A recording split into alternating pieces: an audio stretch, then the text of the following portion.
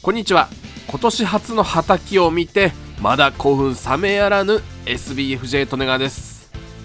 タイトルにもある通り、今週は総集編になります。1週間お休みをいただいて、春先は自由に動き回ろうと思いまして、毎週木曜夜19時、これからもよろしくお願いします。では2023年ののっこみ総集編、広告少なめでお届けします。ではどうぞ。おはようございます。 SBFJ 利根川です。今日は牛久沼に流入する河川の一つ、八田川、通称東八田川にやってきました。牛久沼の水系、西八田、東八田、稲荷川は昔からこの時期定番の釣り場ではありますが、ここは去年マルキューの動画で見た雰囲気満点の場所です。まだ明るくなるまで時間があるので、車内でご飯をいただきます。10年以上前によく食べていた唐揚げマヨネーズ巻きで懐かしさを感じ、デザートは今季いちごが3つになってしまった丸ごといちご。でも生クリームは美味しい。アールグレイ無糖がうまい。とりあえず明るくなったので、釣り台の準備をしていきましょう。釣り台をパカッと開いて、中に入れている足を取り出しますが、利根川はここで謎の行動をとります。なぜか右後ろの足を入れたと思ったら、1回先端まで引き抜いて、また同じ場所にセットしました。この時何を考えていたか分かりませんが、翌日から編集をしていますが、全く思い出せません。スマホアプリの水平器で高さを微調整しますが、前足を短いものに入れ替えました。最近は昼からの釣りが多かったので、この朝日の明るさは久しぶりに思います。でも真冬の肌に突き刺さるような寒さではないので、いよいよ春なんだなぁと実感します。万力を固定する横木をセットして、背もたれをくっつけたら釣り台の準備完了です。よし、釣り台の準備が完了しました。では東八田川やっていきましょう。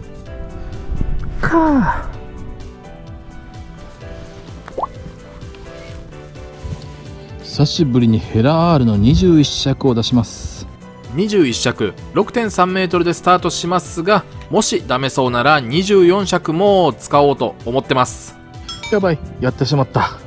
セッサの67号67号あたりを使おうと思ってましたが、だいぶ在庫がなくなってました。いやー、7、とりあえず6で入って、とりあえず在庫のある7で入りましょうか。私嘘をつきました。7が1本しかなかった。これです。これわかるかな。この真ん中が1本しかないので6にしました。いやー、ハリス確認しておくべきだ。よいしょ。東八田川の美味しい水確保。コンパクトタオルを吸水。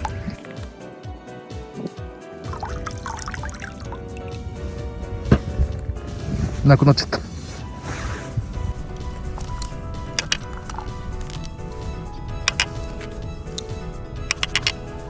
はい、いつも芋綿シンベラグルテン、そこです。ではこれを吸水させていきましょう。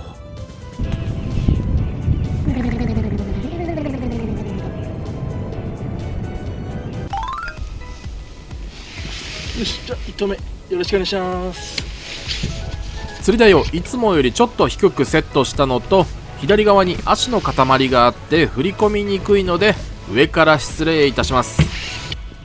釣り方は重りベタの外通しドボンで、水深は7、80センチくらいしかないので、正直魚が食ってくるか心配です。3時間くらい餌を投入してみて全く反応がなければ、場所の変更も含めて考えます。はい、反応がないまま36分が経過してしまいました。とはいえ、この水深なら暖かくなってきてからが本番。9時10時頃反応が出るかななんて思っていたら、1投目から36分経った頃、反応がありました。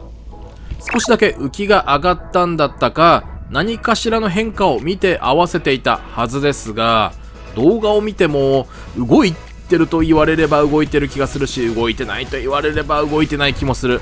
なんとも微妙なところで、一瞬合わせる直前にふっと上がってるような気がしますが、とはいえしばらくは無反応を覚悟している中、浮きに動きが出るというのは何かしら生命体がそこにいる証拠ですから、期待も集中力も高まります。実際さっきの動いたかなという1投から数投して、1投目のスタートからで言えば1時間弱、細かく言うと55分が経った頃のこの1投で当たります。浮きが風と波で煽られながら規則正しく3メモリ出て2メモリ出て3メモリ出て2メモリ出る、このサイクルで水面から顔を出していますが、3232322となっているようないないような、ともかくちゃんと食っていたので自信を持って合わせていました。現地の自分を褒めてあげたい、そんなあたりをご覧ください。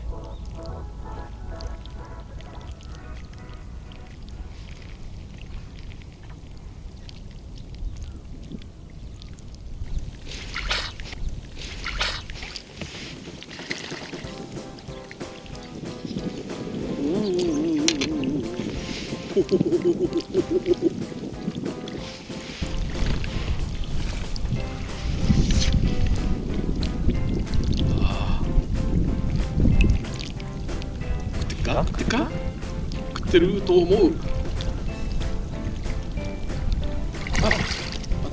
頭くらいに引っかかっちゃう。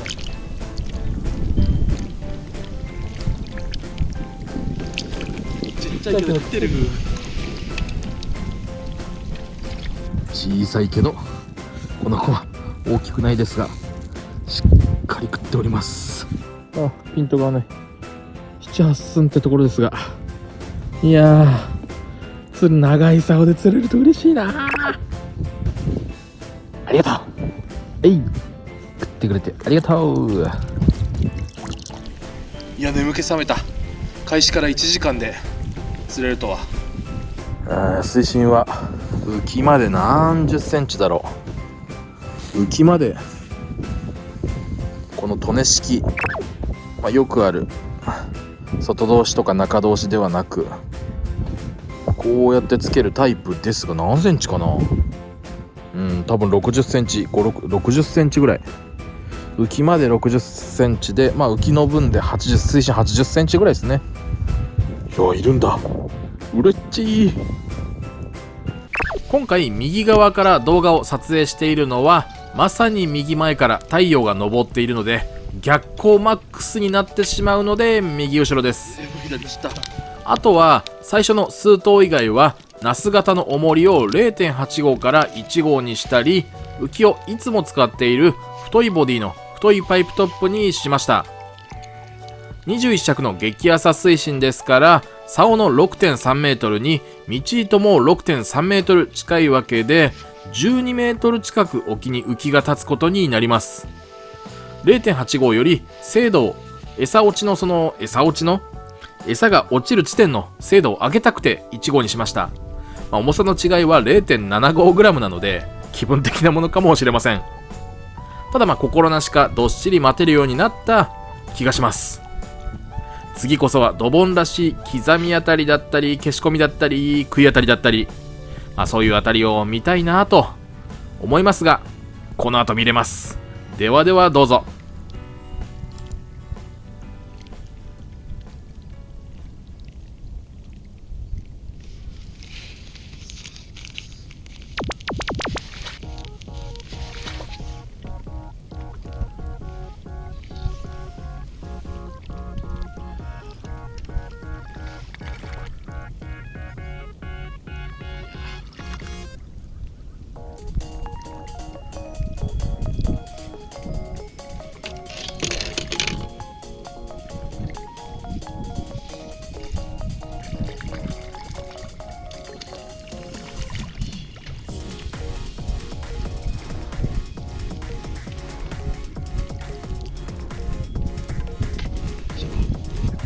この子も食ってましたがサイズアップならず。いやでもドボンのあたり楽しいな。スリル満点です。よしよしよし、ありがとう。やっぱりあのくらい過激に浮きが動いてくれるとドボンで釣ってるぜって感じがしますね。左側から右側へ風がずーっと吹いてますが、少しずつ強くなっているような気がします。もう寒さというよりも花粉の方が心配になってきます。市販の薬は飲んでますが、今のところ今日はマスクを外しても大丈夫そうです。ちょっとここ数日よりは気温が寒いような気がするので、それもあるかもしれません。なんだかんだでこれがさっきのヒットから次の1投ですが、またしても当たります。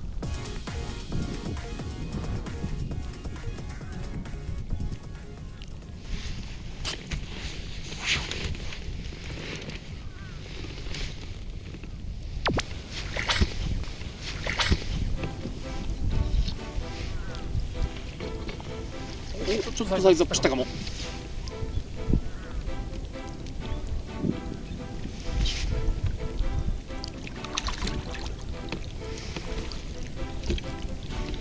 してないな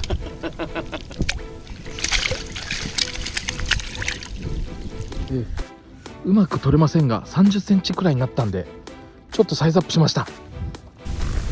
サイズアップ、サイズアップ。臭くない。サイズアップ。サイズアップ。ありがとう。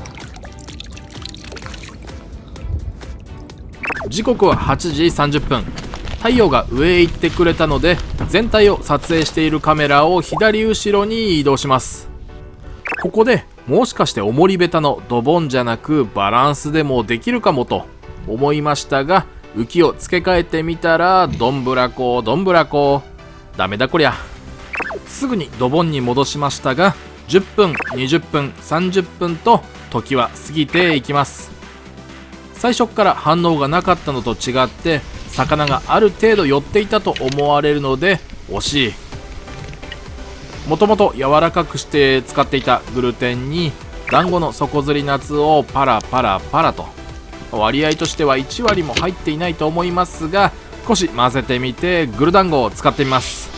その餌を投入して2分10秒後、動画では見やすいようにカットしていますが、早速当たります。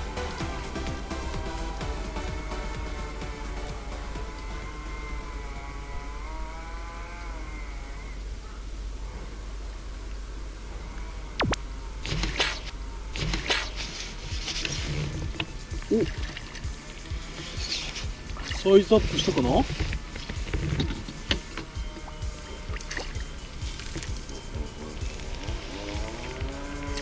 お作りになってる。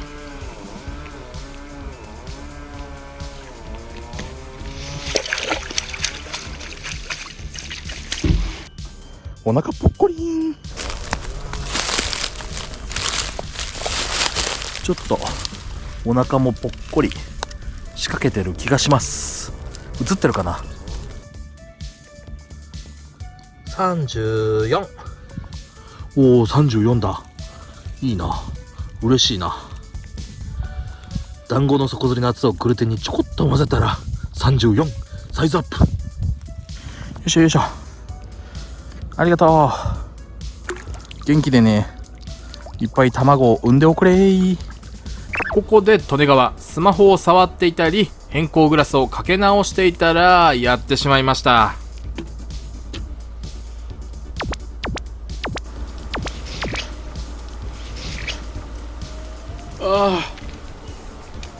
遅れちゃった遅れちゃった。うわー、やっちゃった。そしてこれは竿を上げたら魚が引っかかっちゃいました。餌の近くにいたのは間違いありませんが、残念ながら餌は食べておりません。そして魚が小さい。団子餌をちょっと混ぜたらこんな子も寄ってきちゃいました。ごめんね、引っかいちゃってごめんね。そんな感じで団子餌を混ぜたおかげか、浮きの動く回数が多くなってきました。これは空振り。さっきの空振りから7分後の時刻は10時12分。釣りをスタートして3時間ほどが経過しました。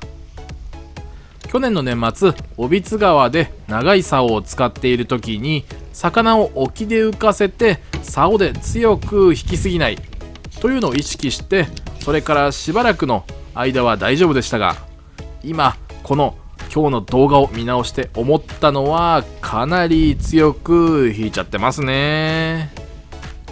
最近魚にあんまり触れられてなかったので、次回行くときは少し意識し直そうと思います。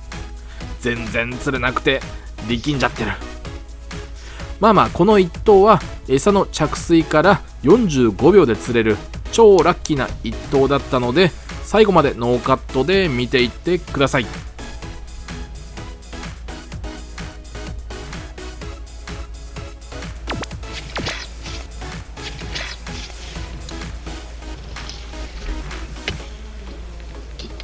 なんだろうな、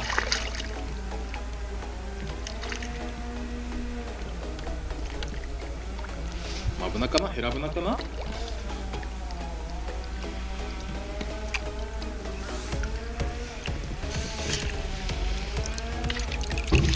さっきのはマブナさんでしたが、これはおヘラブナさんですね。対抗ありますが、ちょっと体に傷があるのかな。ありがとうございます。ピントが合わない。あった。ありがとう。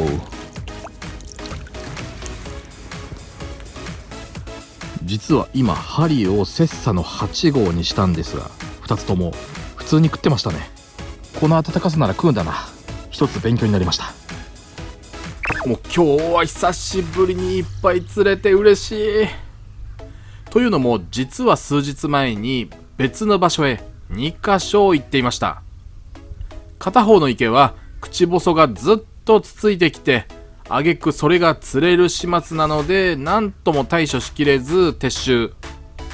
移動した先の川も全く当たり障りがなく撤収という悲しい現実。ここ1週間はずーっとあったかいですが、その日はちょうど確か太陽が出なかった日なので、状況が悪かったんだと思います。そして腕も悪い。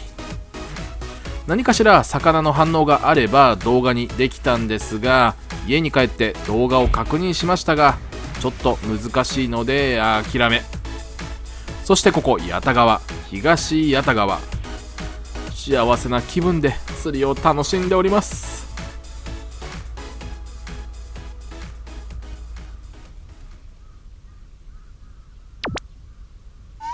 お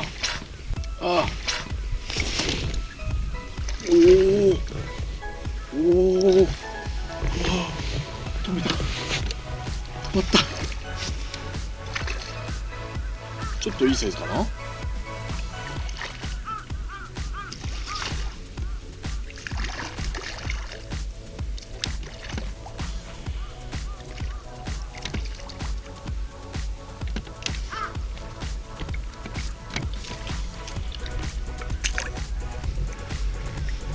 こんにちは。いつもここで釣りを楽しんでいるという常連の方がいらっしゃったので、ご挨拶、お邪魔しますとお伝えしたら、楽しんでってと気前よく言ってくれました。ありがとうございます。ゴミは捨てていかないでねと念押しされましたが、これに関しては今更言うことではないくらい当然のことですが、一応念のため、もちろん捨てておりません。正直朝この場所に到着した時はまだ真っ暗だったので、別のポイントを様子見しました。しかしこの東八田川でヘラブナ釣りの準備をしている人は一人もおらず、バス釣りの方が一人いただけでした。誰もいないってことはまだ時期が早すぎて釣れないのか。今日は土曜日なので釣れてる状況だったらある程度人がいるだろうと思っていたので、正直弱気になりそうでした。そこへちょうど川の様子を見ていた方がこちらを見ていて、もしかしてと声をかけてくれました。動画の視聴者さんだったのでいろいろお話を伺ったところ、ちょっと早いかもという話でしたが、せっかく来たわけですし、あの場所、あの雰囲気で竿を出したかったのでチャレンジしましたが、良かったです。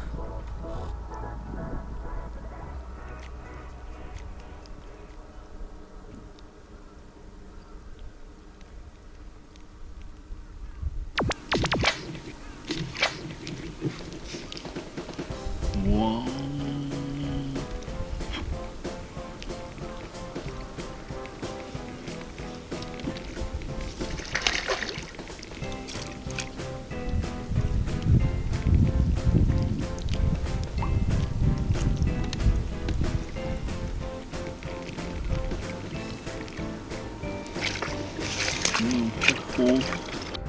太鼓あるな。今日一番太鼓のあるかっこいいヘラブナでした。よいしょ。ありがとう。かっけー。風は向こうからこっちに今日ずっと吹いてるんですが、この雲、普通の空の色がこちらでして、この雲やばいでしょ。怖いでしょ。なんか降りそうでしょ。怖いよー。これをラスト1投とします。ラスト1。風が強い。雲も怪しいし、実は午前3時まで仕事をしていたので体力的な疲れもありますから、これをラスト1投とします。日によってはというより魚が全然寄らない日も多いそうなので、本当に釣れてよかったです。ラスト1投は残念ながら釣れませんでしたが、仕掛けを回収して帰路に着きます。おしまい。ありがとうございました。さっき怪しい雲普通に何もなく通り過ぎてった。あれ、まあ片付け始めちゃったんで片付けます。それでは撤収します。お疲れ様でした。本日も最後までご視聴いただきありがとうございました。チャンネル登録がまだの方、ぜひとも登録よろしくお願いします。高評価、低評価どちらでもいいのでポチリと押していってください。それではまた来週次回の動画でお会いしましょう。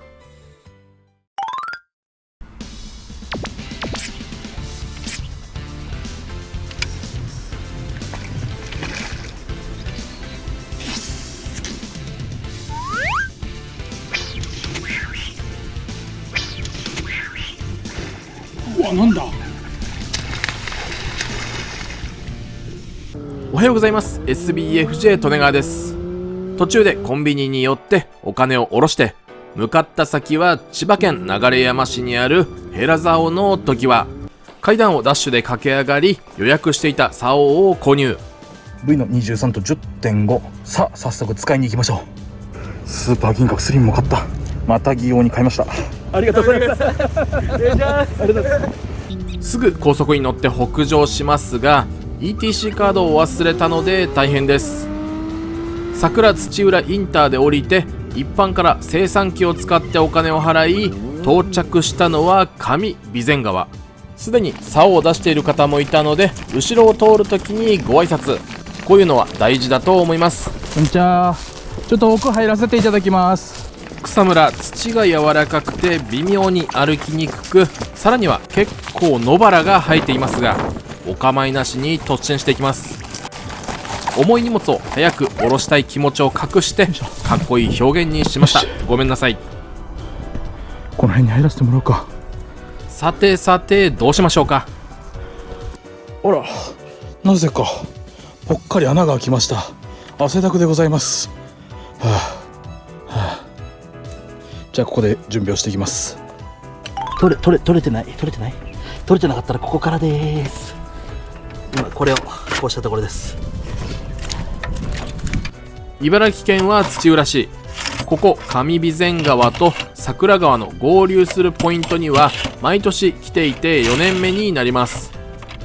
今年はダイワのヘラ V 発売に合わせて少し早く訪れましたが、果たして釣れるのでしょうか。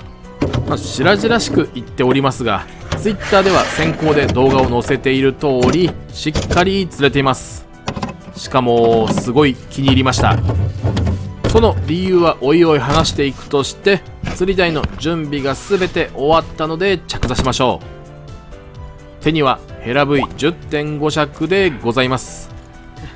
手前側に入っていた方が11尺か12尺くらいで釣っていたので 10.5 尺釣ります。上備前川の美味しい水をゲット。ちょっぴり濁ってますかね。グリップを手に取ってびっくり。糸の感じが全くありません。これは利根川的に大ヒットですよ。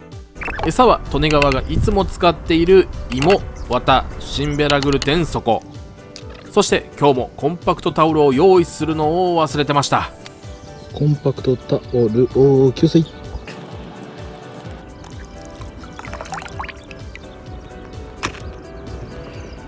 餌は芋割ったシンベラグルテン底、いつもの2525100です。現在給水中でございます。10尺ドボン。なんとなく水深は測れたので針をつけていきましょう。針、あの後家に帰って切磋6号7号1袋ずつ巻きましたよ。これでバッチシです。今日はとりあえず切磋の6号で入りましょう。よし、じゃあ1投目よろしくお願いします。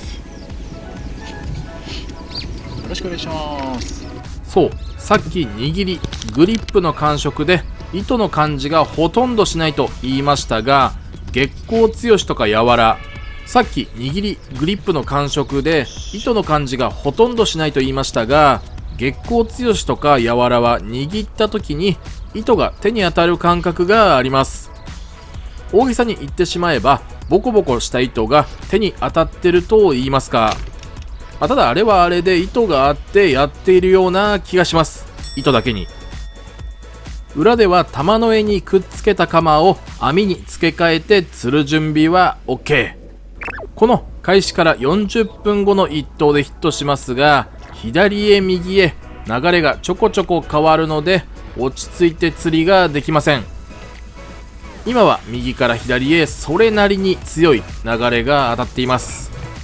外通しドボンの重りは 0.5 号 1.88g でスタートしましたが、 0.8 号の 3g に変更しました。竿の話に戻って、ダイワのヘラ V はシマの暁とほとんど同じ価格帯です。おそらく比較対象としても一番名前が上がるんじゃないかと思います。暁の握りは水が染み込まない構造ですが、 V は糸なので水が染み込みます。雨の日にやらなければあまり関係ない話ですが、用途的にこれから雨が降る時にも使えそうな竿なので一応お伝えしておきます。ただ握りだけでどっちが好みかと聞かれたら、利根川は10年後も使っていられそうな V が好みです。それまでに竿自体はカーボンが抜けて腰がなくなっちゃうかもしれませんけどね。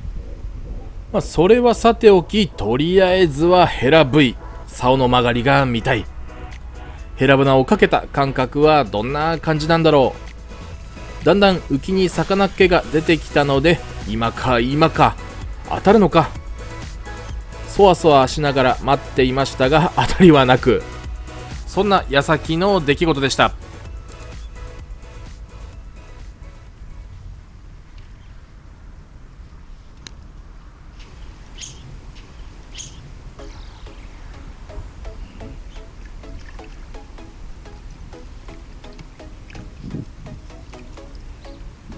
食ってる。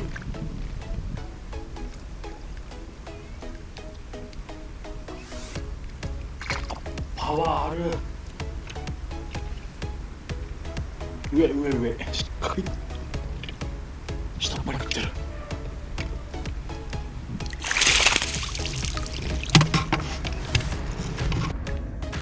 しっかり食ってます。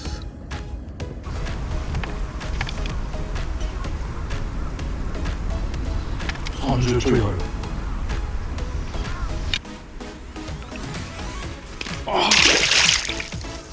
お魚さんには悪いことをしましたが、犬走りの硬いところに当たらなくてよかった。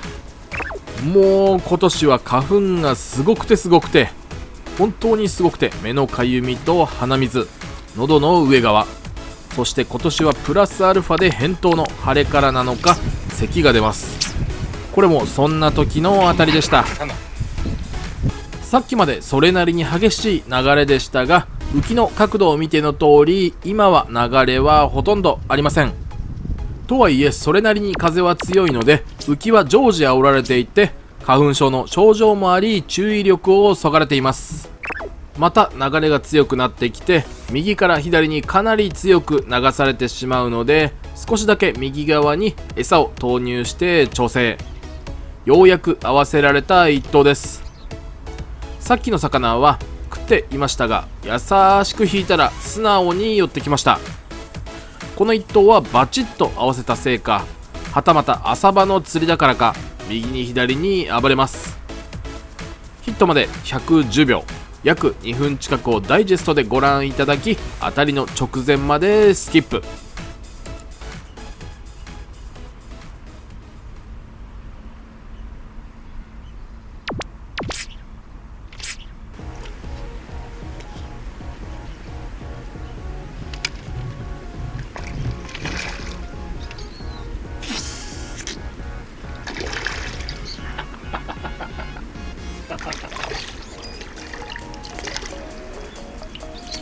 元気いいね。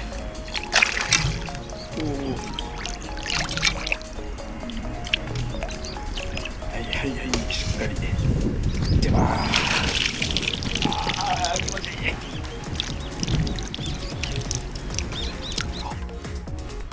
まあでもさっきと同じく30くらいですが、すげえ勢いでした。よいしょ。はい、ありがとう。さっき魚を釣ってからしばらく反応がなかったので、餌に団子の底釣り冬をパラパラと振りかけてみました。先日東谷田川で夏を振りかけた時は、ヘラブナがサイズアップしたものの直後にマブナで玉石混合という感じでしたが、果たしてヘラブイで魚をかけた感覚としては強いというのも変だし、まあだからといって弱くもないので、なんというかちょうどいいです。月光強しは強めの竿ですが、意外に本調子というか、魚をかけると胴から曲がります。今回の部位はそれよりも先の方で曲がってくれる感じがあるので、結構扱いやすい感じがしました。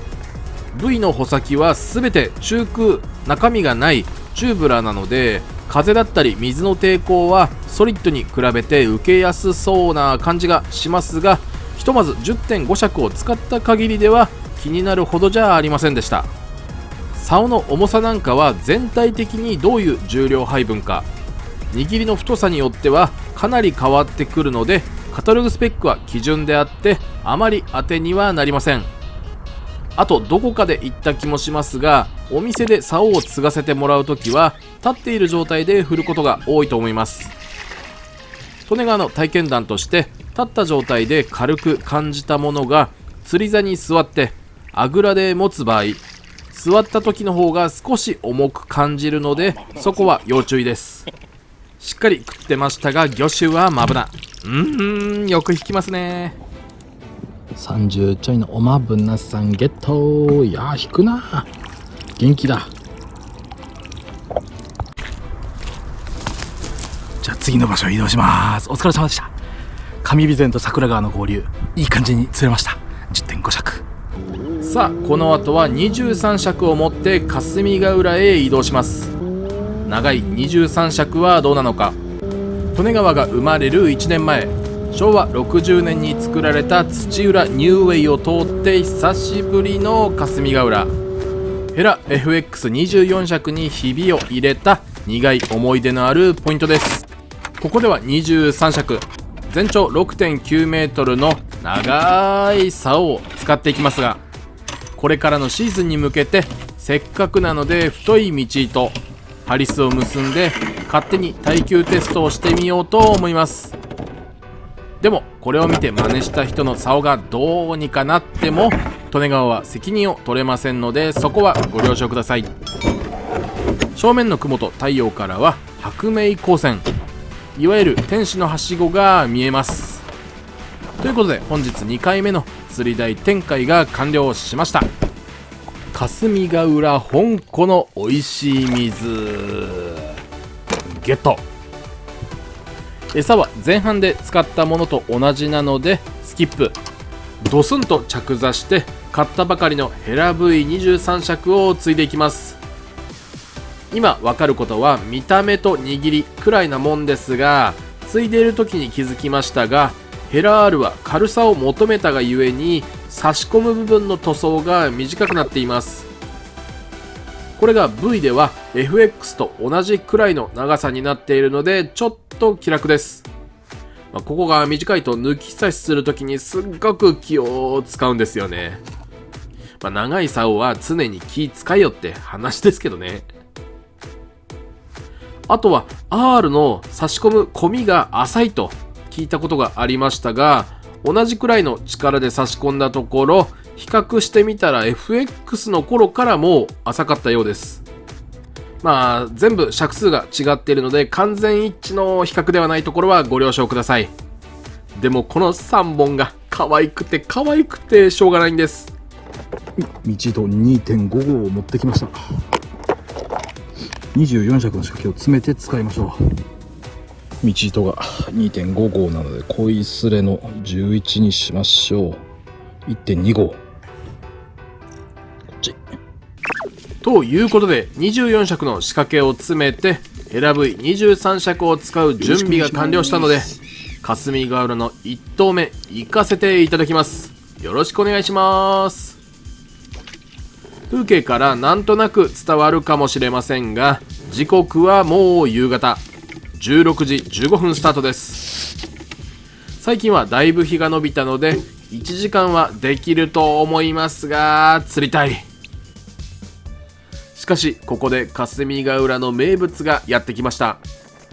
あんなに穏やかだった湖面が嘘のように荒れてきました。スタートから10分も経たないうちに爆風です。風で竿と竿かけが心なしかこっちに押される、右側に押される。風が地味に強いけどこれが霞ヶ浦だよな。なんかいいな、釣れる気がする。爆風の中仕掛けを回収しようとしたら笑っちゃいましたよ。まるで魚がヒットしてるかのごとく握りの上から曲がっております。1.5 号の仕掛けなんで回収できない。ただこれはヘラ V に限った話ではなく18尺、21尺くらいからの長い竿になればもうどの竿だろうとこんなもんです。利根川の体験談として21尺のヘラ R でも24尺のヘラ FX でもなったことがあるとお伝えしておきます。差し入れでいただいた最後のスイーツ、ふんわりどら焼き小豆いただきます。風がこれだけ吹いていても一旦竿を後ろに持っていければ仕掛けと餌は風に乗って投げられるのである意味楽っちゃ楽でした。風が強すぎて浮きが動いてる気がするんですが、動きがあまりにも不規則すぎて合わせるまでは至らず、ようやくこれはという動きがあり合わせました。しかし竿から伝わってくる動きはこれだとはならず、水面にはくねくね動く魚体。今年はもう動き出してしまったのか。アメナマちゃんが両餌ばっくり食えてました。50センチぐらいあるかな。ですが霞ヶ浦アメ生ばかりじゃありません。次の1投ではありませんでしたが9分後の1投で来ました。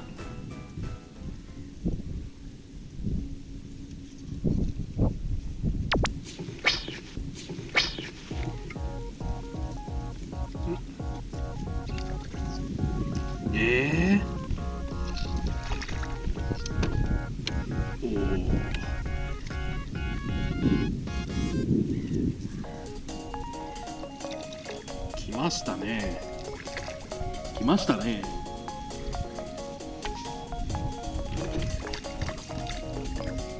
おお。よーし。出ますね。体長は30ぴったり。体長30ぴったりぐらいですが、釣れました。釣れました。おお。30ちょいをゲット。よいしょ。ありがとう。魚を手持ちと網に入れた時、その2パターンで見え方がかなり違いましたが、あの子は同じ魚体です。そしてこれは 2.5 号の道糸、1.2 号のハリスを結びガチンコで戦う大和ヘラ V23 尺の勇姿です。どうぞご覧ください。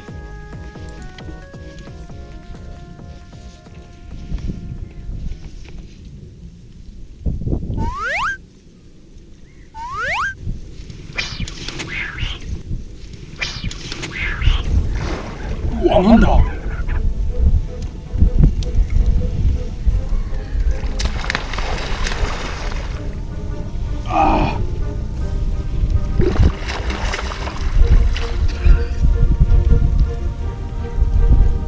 アメ生の親方か。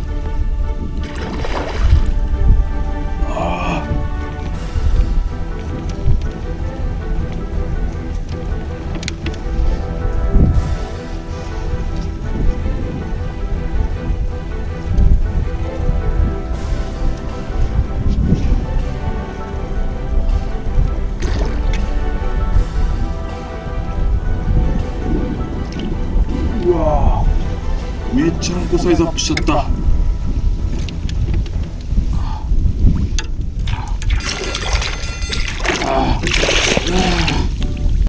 アメ生推定70センチクラス引けました食ってたら引けた。この顔ですからな。いや、戦えた。道糸 2.5 号ハリス 1.2 号霞ヶ原危険です結局日が暮れるまでやってしまいましたが、アメ玉が1つ追加されたくらいで、本命はさっき釣ったヘラブナのみ。でも 10.5 と23のヘラ V を買って、どちらも買った日に曲げられたのでよかった。しかもどちらも本命で入魂です。そんなこんなでヘラ V でしたが、買ってよかったと思える竿でした。あくまで利根川の感覚ですが、管理なら13尺、ノズリなら18尺くらいまでは重めの竿でもいいかなと思いますが、21尺なんかはもう軽量竿がいいです。お手頃な価格帯の竿では島の暁、大和の月光シリーズでしょうか。暁は18尺までしかありませんし、大和の月光シリーズは本当に重い。ボーダレスは強いと聞きますが、21尺で 59,200 円なので V の21尺と比べるとちょっと高い。人によってお財布事情って違うと思いますが、おのおののできる範囲で釣りを楽しんでいきましょう。真っ暗になってから帰路に着きましたが、車のエアコンを送風内気循環にしていたのに、ある区間でくしゃみが止まらなくなりました。なんでだろうと思って上を見たら、これは行きに通った時の風景です。地獄です。本当に地獄でした。ということで本日も動画をご視聴いただきありがとうございました。利根川と同じく杉が憎い方は評価ボタンを押していってください。チャンネル登録がまだの方はぜひこの機会にお願いします。ではではまた次の動画でお会いしましょう。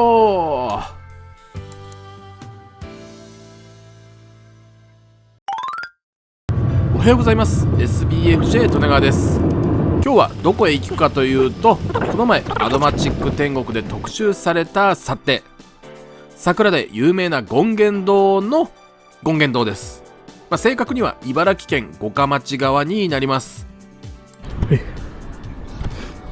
一応暗いうちに釣り台の準備が完了しました。そろりそろりと降りて座りましたが、結構傾斜が急なのでライフジャケット。暗い中で準備をしたので、後から撮影した映像を差し込んでいきます。まず水深が1メートルもないくらいで、それほど深くないので竿は短め。月光強しの8尺 2.4 メートルです。仕掛けは極太で2.5 号、道糸 2.5 号にハリス 1.2 号。ハリスが太けりゃ針も大きい。ということで、ハリスケースに入っている濃いカクスレの11号 95.7mg です。そして餌は特用マッシュ200にヘラグルテン LL100。ここに水を100ちょい入れたところで、スゴフで軽さを出す感じのマッシュ系の餌になります。じゃあとりあえず第1投目よろしくお願いします。よいしょ。1投目スタートしましたが、天気予報では今日の10時過ぎから雨が降ります。それまでの短期決戦になりそうです。そこにツタや草が生えているので、いつもは2つの餌がそこにくっついている、いわゆるバランスの底釣りをやっていますが、今回は下の餌だけが着底して、上の餌は浮きの浮力で宙に浮いてる。宙に浮いてるって変ですね。上の餌だけそこにくっついていない、いわゆる肩ずらしの底釣りです。なので今回は棚取りゴムを使って下の針で水深を測りました。スタートしたのが6時30分頃で、10分ちょい経った頃、最初の糸ずれが出ました。慌てて合わせてしまい空振り。糸ずれが出るということは魚がいる証拠でもあるので、そんな感じでさらに20本ほど餌を続けて投入。今回足元につる状の草が生えていて、水が上がったことによりそれらが水没しています。魚は右側からこちら側に泳いできて、右手前のわさっとした枯れ草あたりか、左側のちょうど護岸が角になっている手前でゆっくりスピードを落とすんじゃないかなと思います。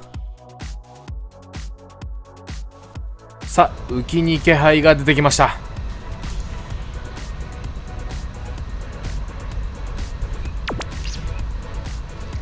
こいつはヘラブナっぽいけど口に入ってない。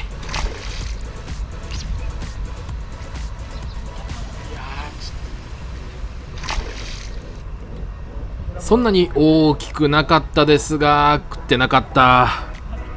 顔周りのスレだったようです。そこから45分、浮きには全く反応がありませんでしたが、足元では枯れた草のゴミでバシャバシャとはたいております。産卵行動。春ですね。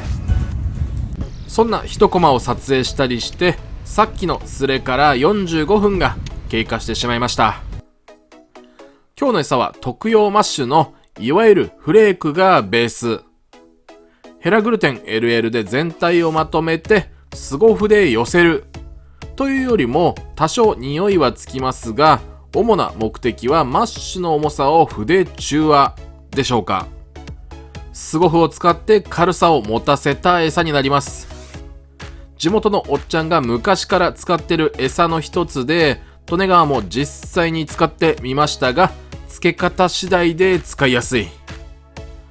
まだギリギリ浅まずめを引きずっているので、餌は長くても 2,3 分で仕掛けの回収という感じでしょうか。今回は肩ずらしの底釣りなので、速い当たりが出るかもと思い、結構集中しております。浮きが右に左に煽られているのが早送りなのでよくわかります。そしてしばらくぶりに浮きが入ります。前なかったつな。前なかったつな。あ、取ったば。あれ今の家手だったな。家たりでしたね。そうですね。テンポが割といつもよりどっしりしてないんで。汚いところはいいしね。ここらで朝ごはんをいただきますが、朝デイリー山崎で買ってきた熟成紅鮭のおにぎりとクリームたっぷりチョコまみれのシュークリーム、一瞬でペロリ。ごちそうさまでした。これは魚が一気に回ってきたのか、20分の間に空振りが連発します。どれも当たりかと言われれば糸ずれっぽい動き。これは浮きが上がってきて餌がなくなったかな、いやまだちょっと残ってるなというところでふっと入った当たりだったので食ったかと思いましたが残念。最後も食い上げっぽい動きでした。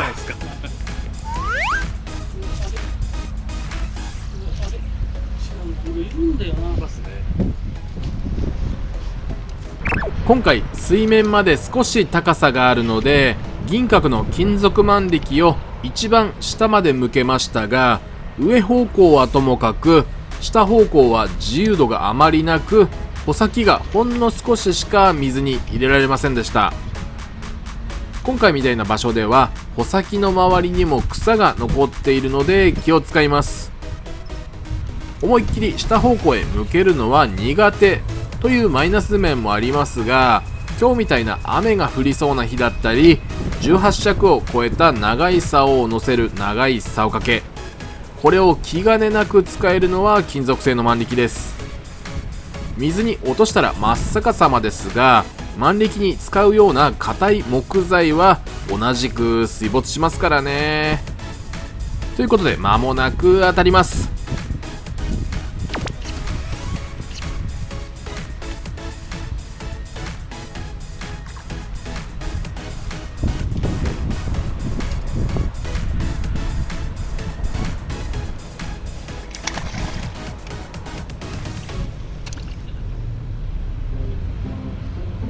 1回出ました。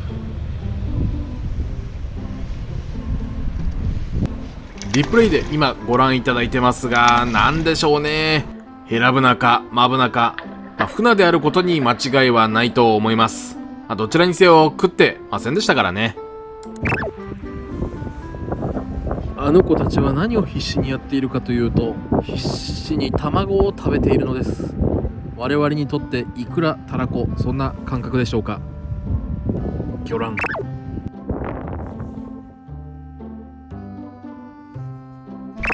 それからも浮きに反応はありますが、決して食ったとは言えない動きばかり。今の時刻は9時前。だいぶ風が強くなってきてしまいました。流れがついちゃってます。その前に肩ずらしの底釣り、下の餌だけ底についている釣りからちょいと底を切ったいわゆる中の釣りも試して不発だったのを確認しておいてよかったです。この状況だと餌を底にくっつけなきゃ流されてしまいます。かといってドボンにすると釣るに引っかかって釣りにはなりません。難しいところです。強風とともに気温も下がってきたので、これはそろそろ一雨来るかも。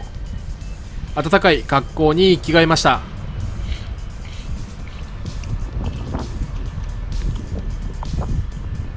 まだところどころはたきは続いていますが、なんだかいまいち少ないです。去年はどうだったのか、ハードディスクに埋もれていたデータを引っ張り出してきました。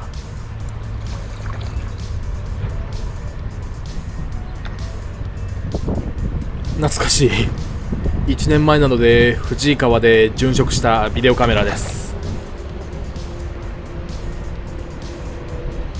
こう見ると今年利根川は緑色の服を着た相田さんとその奥にいる小向さんの間くらいの位置で竿を出しています。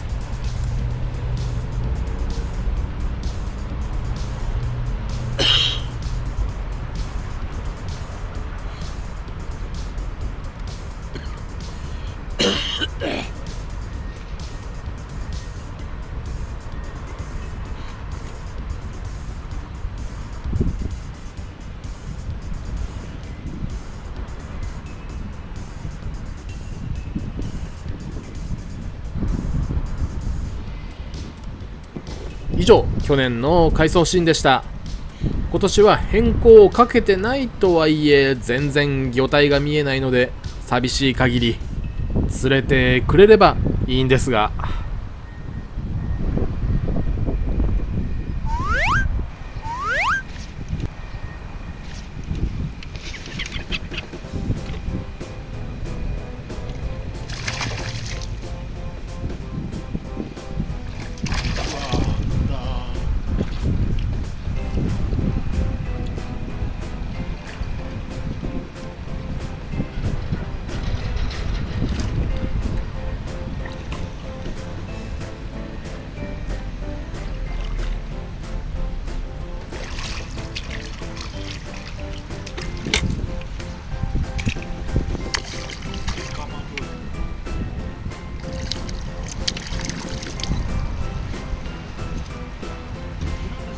いやヘラじゃないですね。でっかいマブナのしかもそれです。どうでっけえマブナのスレ。うわ、何センチあるんだろう。40ぐらいあるけど産卵してるんで離しちゃいます。ごめん。うわ、ごめんな。あ、違う、そっちじゃない、そっちじゃない。よいしょ、ごめん。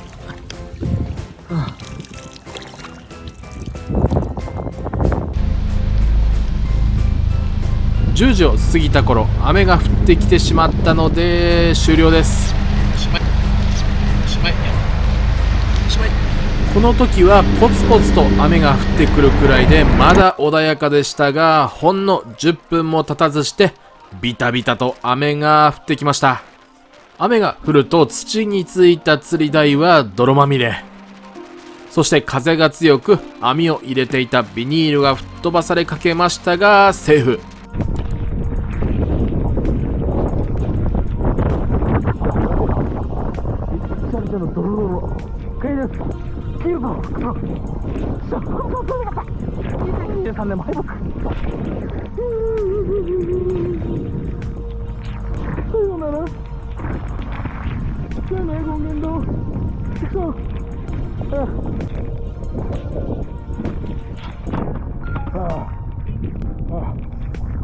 疲れた。じゃあおつけだよ。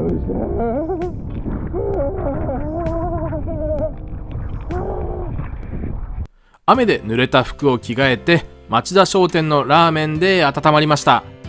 スープをたっぷり吸ったほうれん草は破壊的なうまさなので、時々ですがほうれん草増しのトッピングをします。ネギってどうしてこんなに美味しいんでしょうか。ネギチャーシュー丼最高です。そういえば本編で使いそびれたシーンですが、いい感じに撮れていたのが後から判明したので、最後におまけとして付け足しておきます。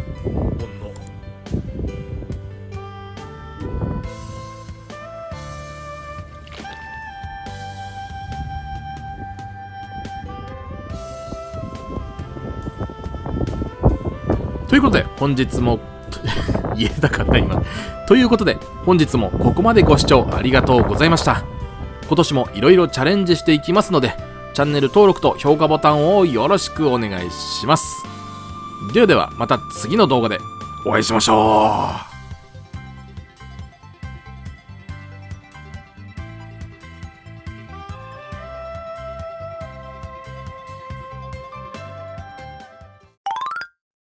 おはようございます。SBFJ 利根川です。満開とはいかないくらいの桜並木を通り抜け、向かった先は小海川。到着すると釣り人がワクワクする光景が一面に広がっていました。余計な言葉は不要です。現場の光景をご覧ください。ヘラブナ臭い。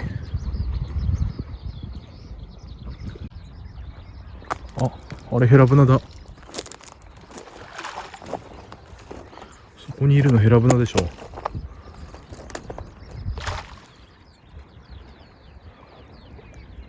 大はたきだけど、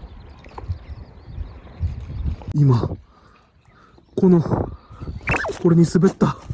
危ねえ。いや、危ねえっていうかこけたんですけど、完全にこけました。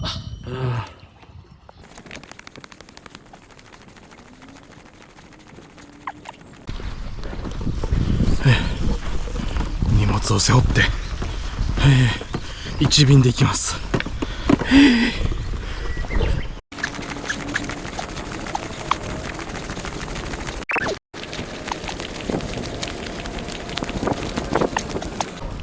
この辺に入らせてもらおう。ヘラブナのペアリング。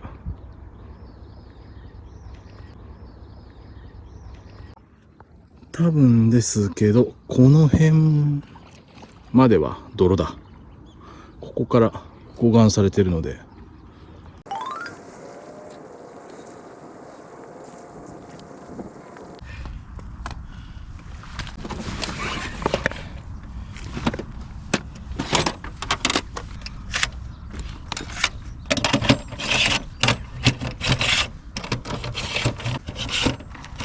斜面や階段が続く場所は陸地で高さを調整してから台を入水すると楽ちんです。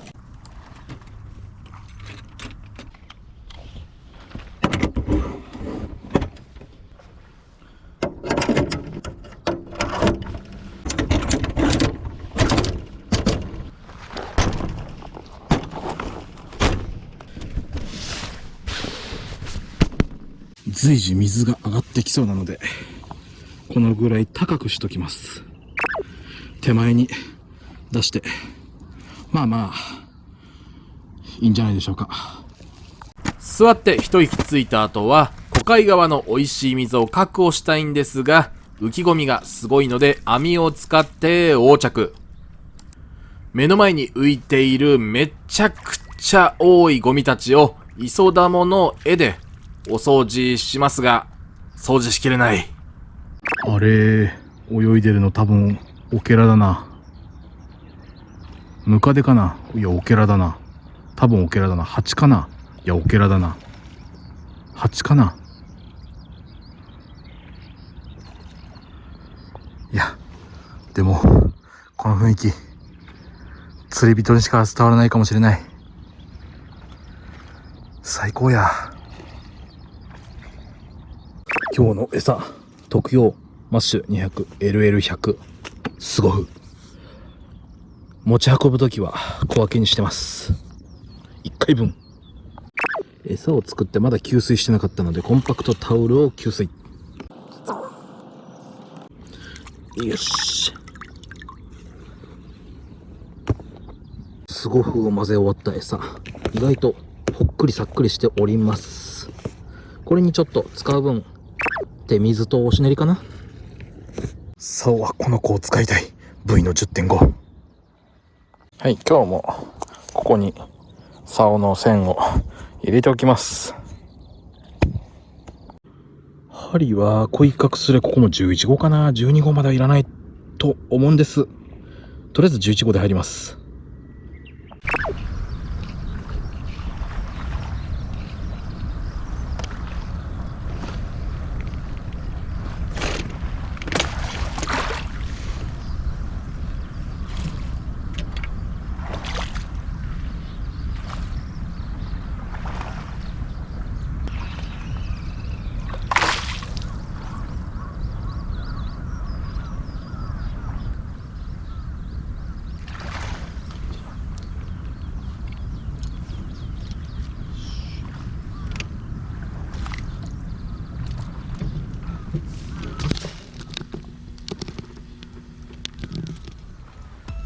今日この辺に入った理由は、ゴミに向かって産卵、いわゆるはたきをしていたので、ゴミがなければ魚はいないし、かといってゴミがあれば釣りにならない、いい塩梅で水面が空いていた場所に陣取りました。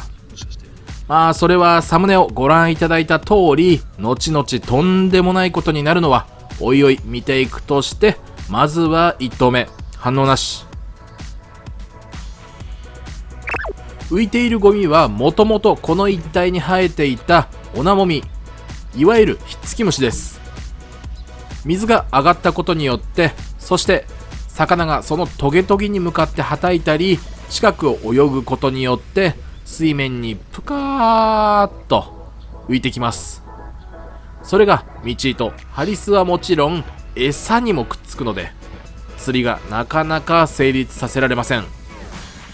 こういう時どうしたらいいんだろう。手だれの方たちは対処できると思いますが、私には利根川には使える手札がありません。しかも本日は一人っきり。右側ではおっちゃんも同様に浮きゴミに悪戦苦闘中です。ゴミをスイーッとどかしますが、焼け石に水というかなんというか、玉の絵、もがり釜の絵を浮かべてゴミを避けようとしましたが、うまく浮かべられず悪戦苦闘。どちらにせよ 10.5 尺はもう釣りにならなくなってしまったので、月光強しの7尺 2.1 メートルに変更しました。玉の絵の太い方を先に浮かべればよかったんですが、現場の利根川にその発想はなく、細い方を浮かべています。先端のネジ穴には蓋をしましたが浮力が足りなかったので、現場に落ちていたペットボトルをビニールテープでぐるぐる巻きにしておきました。ゴミをもう一度避けたところで本日の初当たりです。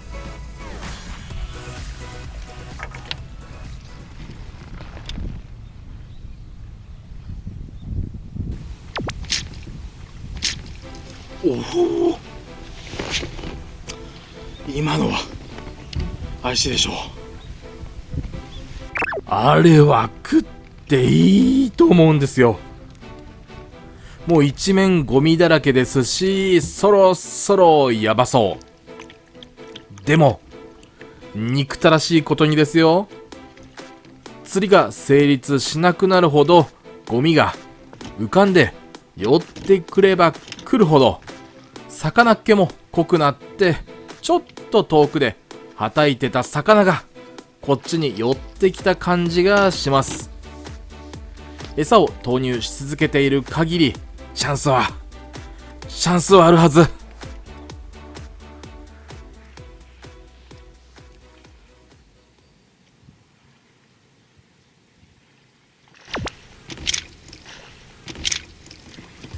ああ、釣れた。わーっぺん。うわ、何かが釣れた。ごめん。餌をマッシュ系からいつものグルテンにして水を吸水させている間にめちゃくちゃ遅くなった朝食です。時刻は9時、スタートから2時間が経過しました。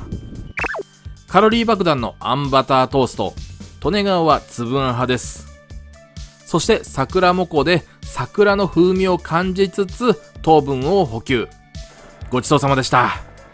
釣りにならないので食後の運動を兼ねて他のポイントを様子見しつつ、右隣から場所移動したおっちゃんと雑談です。ちなみにこの日歩いた距離は 5.6 キロでした。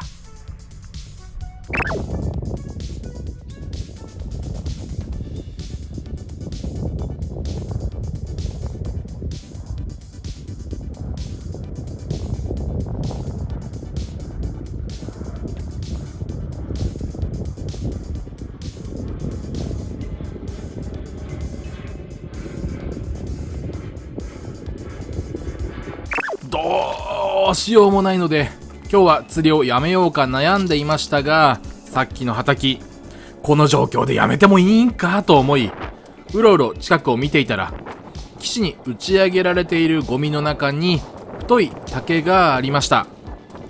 カラッカラのパッキパキですが、なんとか浮かんでくれたのでどうにかなりそうです。さて釣り座に戻って竿を振っておりますが、向かい風でございます。竹に右前からの力がかかるので、いよいよ7尺を使うのも厳しくなってくるほどゴミが押し寄せてきました。紐だったり玉の絵だったりゴミというか竹をうまく引っ張ることができたらどうにかなっていたかもしれません。一応6尺と5尺のもっと短い竿も持ってきていたので、7尺から6尺、メートルで言えば 2.1 メートルから 1.8 メートルの竿に変えます。6尺の竿なら振り切ってもギリギリいけるので、だいぶ気楽に釣りができます。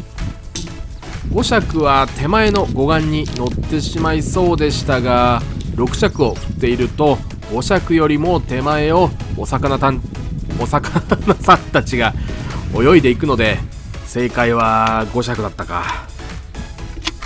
さらに言うと、朝一で入るべきポイントはもっと左側のゴミが溜まっているところだった気がします。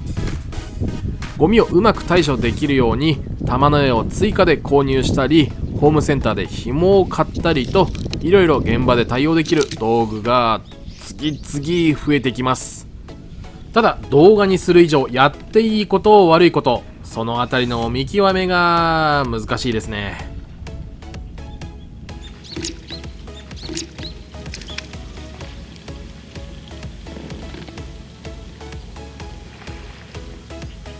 ど頭目から引っかいた。しかもヘラブナっぽい。まさか1投目から反応があるとは。そう思ってワクワクしながらゴミを避けて釣りをして、ゴミを避けて釣りをして、そんなことを繰り返しやっていましたが、風下に押し寄せるゴミを押しのけるのも限界です。全部のゴミは無理ですが、拾って使ったゴミぐらいは持って帰ります。助かった。いやー、ゴミはたき、盛大なゴミはたき見させていただきました。無念ヒットさせることはできませんでした。来年ちょっと準備をしっかりして、どうにか戦えるようにと風向きを確認して挑みます。ありがとうございました。移動します。ああ、もう鯉がはたいてるもんな。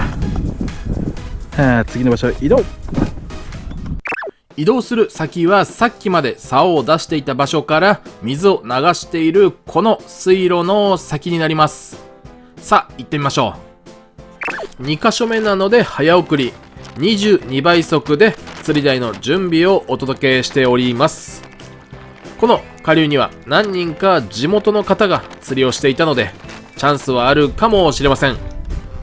どっしり座って落ち着いたら水路の美味しい水を確保します。ここ 1.5 号の道糸を使うので、こっちの小さめの針を使います。切磋6767677かな。切磋7でいきます。昼食はタルタルフィッシュバーガー。朝食欲がなくて食べられませんでした。じゃあ1投目いきます。よろしくお願いします。なんかちょっと落とし込みみたいになってしまった。ドボンなのに。水深は60から70センチ程度でしょうか。おそらく満水ですが、水深はそれほど深くないようです。実はこの近くに家系ラーメンの王道屋があったので覗いてみたんですが、並んでいたので断念。魚を釣りたいが買ってしまいました。淡々とやっていましたが、魚っ気が全くなく、全然釣れる気がしません。これはどうしたものか。はい、朝と同じ場所へ戻ってまいりました。朝よりも鯉のはたきだらけなのと、ゴミがひどくなっていたのでどうしよう。そういえば朝と昼にお話ししたおっちゃんが、この時期対岸もいいんだよと言っていたので移動することにします。関と一体になった橋を渡り対岸へ。朝釣りをしていた対岸で釣り台を準備していきますが、やっぱりこちら側でも水面に見えているのは半数以上鯉のはたきです。その中でヘラブナが泳いでいったりマブナが泳いでいったりもしていましたが、ここまで来てというほど家から遠くはない場所ですが、諦めきれません。これから夕間詰めに差し掛かろうという時間なので、やる気満々で釣り台を準備しました。特用マッシュ200。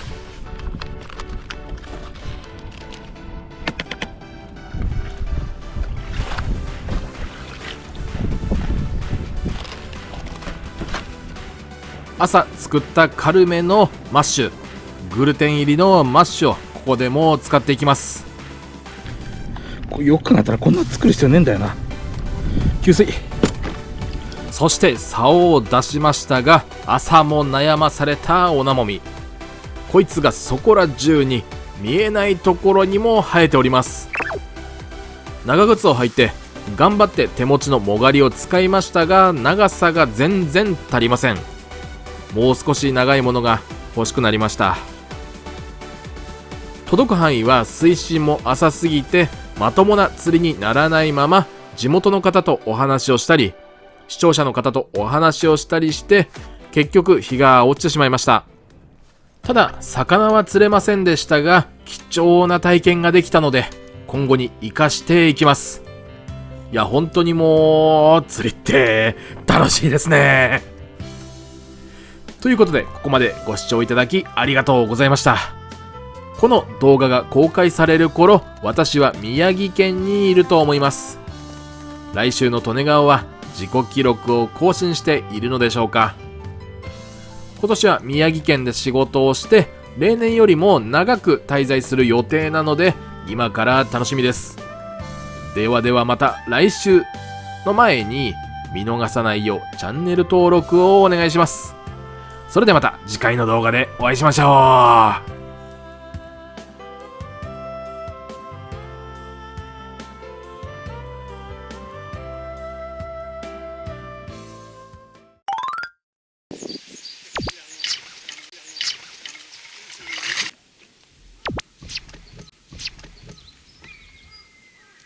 うわ、この竿この子寄るんだ。張り始めましょう。うん張り始めましょう。うん。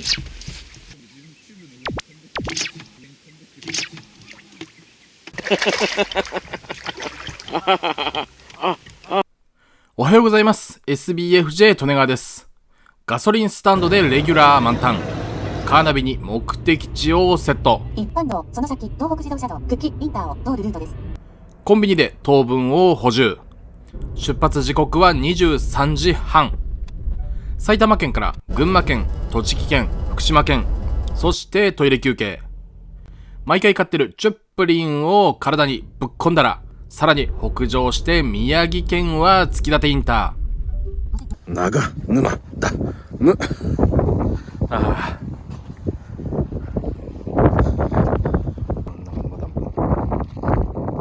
さてさて場面が変わって7時半。去年に引き続き狙うは尺半以上50紙のヘラブナ。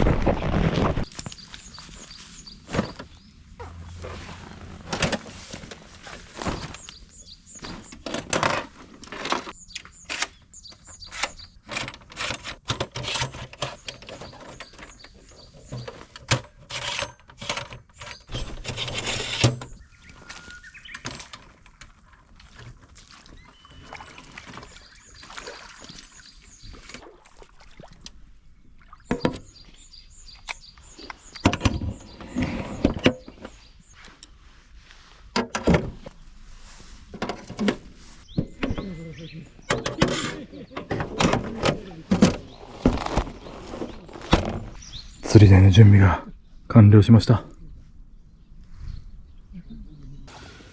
長沼ダムの美味しい水2023。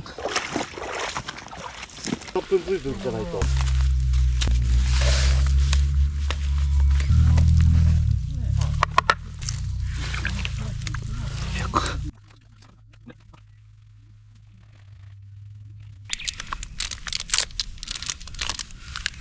ゴミは持ち帰りましょう。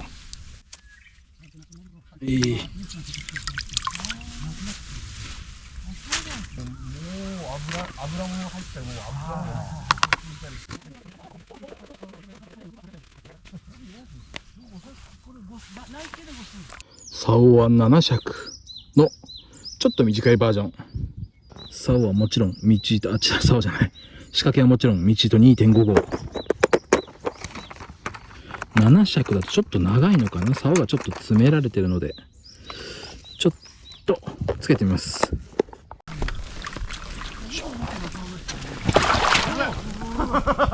足が沈み込みましたがギリギリセーフ。みんな見ていたので全員で大笑い。浮きの重り調整と水深を測ったら浮きの位置を底ずりに合わせて、いよいよ長沼2023の1投目。じゃあ1投目いきます。よろしくお願いします。よろしくお願いします。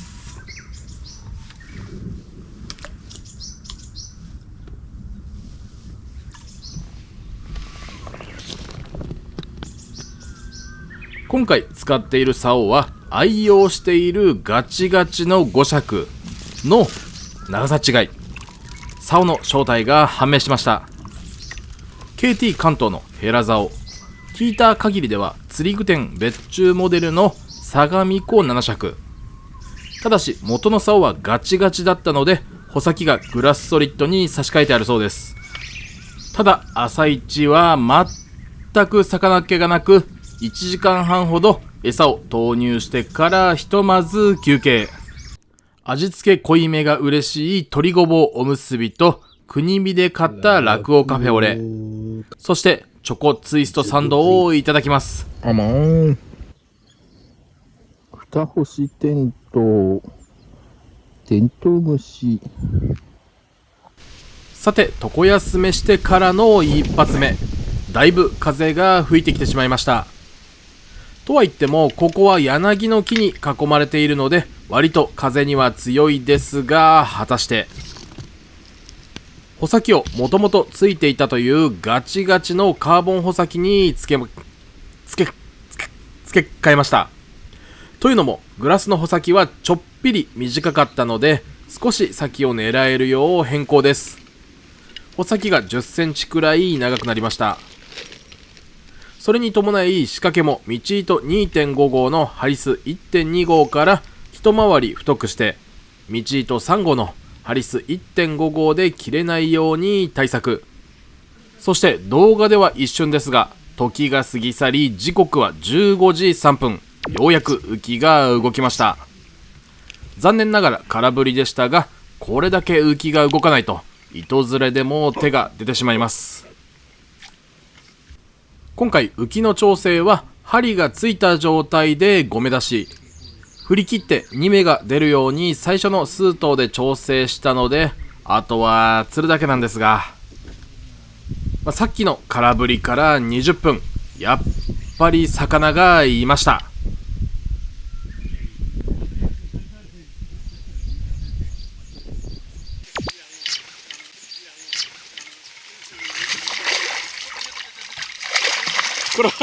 黒ですね。絵になりました。竿がめちゃくちゃ強いですね。竿が強いですね。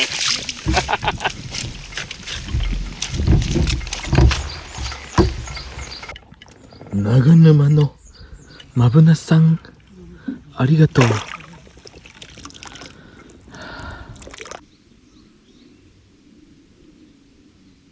ついでのヒットシーンは40分後、まっすぐ餌を投入するのではなく右側にある竹のすぐ横に餌を投入しようと思ったら向こう側に行ってしまい、ちょっと竿を引いてなんとかリカバリー。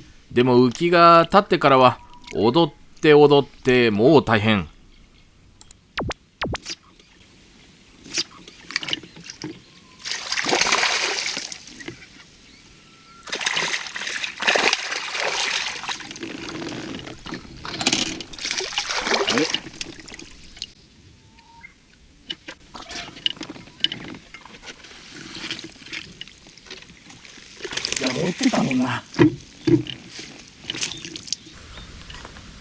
ドセンターマブ、さっきよりサイズダウンしちゃったかな。サイズダウンしてしまったマブナ。落ち込み。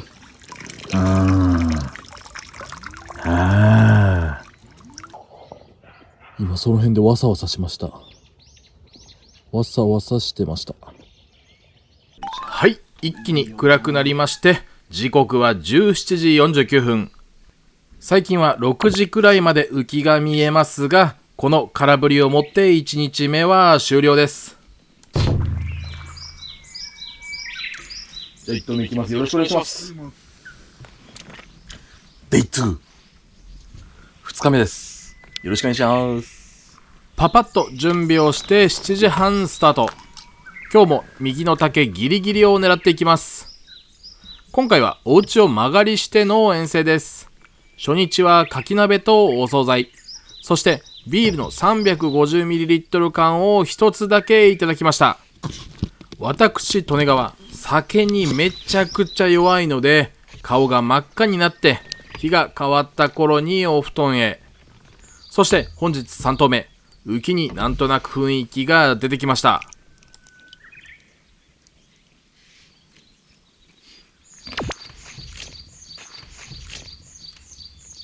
手を洗っていたら合わせるのが遅れちゃいました。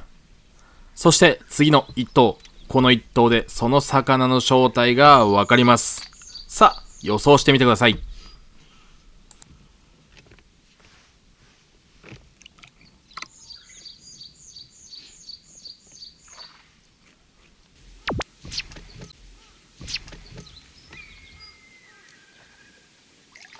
恋か。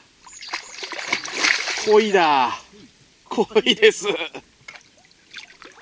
うわ、この竿、この恋寄るんだ。ああ、70クラス。70クラス寄っちゃうのか。上顎がっちり70クラスの鯉です。はい、この子はお願いします。でけえ。前の日に視聴者さんから差し入れでいただいたクッキーシューと丸ごとバナナの元祖、丸ごとバナナをいただきますじゃなかった丸ごとシリーズの元祖でした。さてさて、糖分を補給したら9時を回った頃、またしてもあいつがやってきました。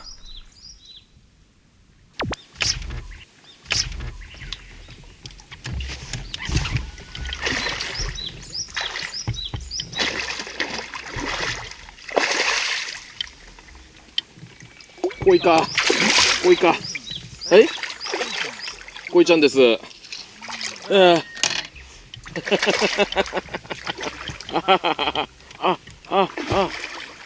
っきの主導権握れたのすごい。何だったんだろう。食ってなかったからか、今回の。いやー、ハラハラドキドキ。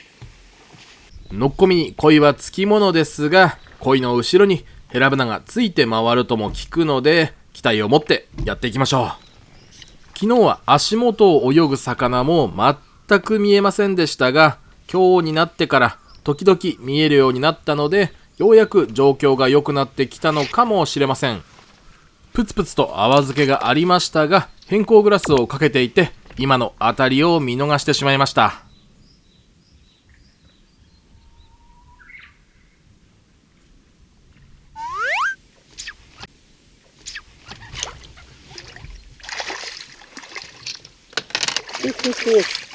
黒です。いやでも黒ですけど食ってはいます。今日もマブラさん、元気にマブラさんです。お、臭くない、やっぱり。マブラさん、食ってたよん。ありがとう。眠気のピークなので牛タンジャーキーをかじります。ゴリゴリ食べて一瞬だけ覚醒。牛タンを噛んでいる最中は眠気も吹っ飛びますが、食べ終わると眠気がすぐに戻ってきます。そんな感じで眠気が覚めたような覚めないような、そんな中、ここ数年は長沼は黒いマブナが勢力を伸ばしていて、どこに行ってもあれが入れ食いになってしまうそうですが、そんな中、果たして本命のヘラブナは釣れるのか心配になってきました。タセの時にもお世話になった地元の方曰く、まだ全然ヘラブナが入ってきていないそうで、これじゃ難しいかなとのことですが、せっかく来たのでやらせていただきます。まあでもここも岸っちゃ岸なんで。それ見てるからやっぱみんな入り始めましたもん。入り始めましたもん。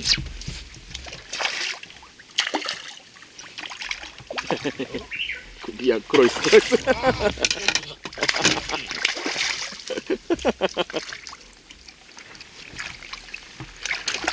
今度釣るんじゃないですか。マブラさん、これもまあいいサイズ。いいサイズですね。楽しいですね。でもヘラブナも釣りたい。よいしょ。ありがとう。やっぱりマブダちゃんでした。次こそはヘラブナを。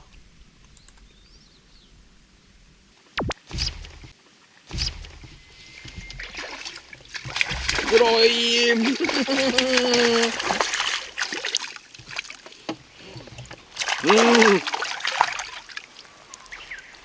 太鼓あるなえ、黒いですね。太鼓あるし、でっかい。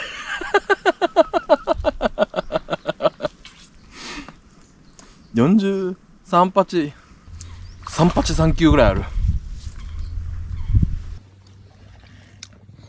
いいサイズのマグロさん。あ、ごめん。はい、ありがとう。今回みたいに周りに木があるような場所は鎌を用意しておくのと、玉の柄は長くしておいた方がいいそうです。最初一本物の短い状態で使っていましたが、地元のおっちゃんからアドバイスを受けて延長。そして次こそはとパート2になりますが、この動きは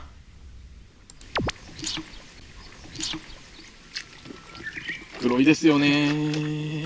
そうですよね。そういう聞き方だったもんね。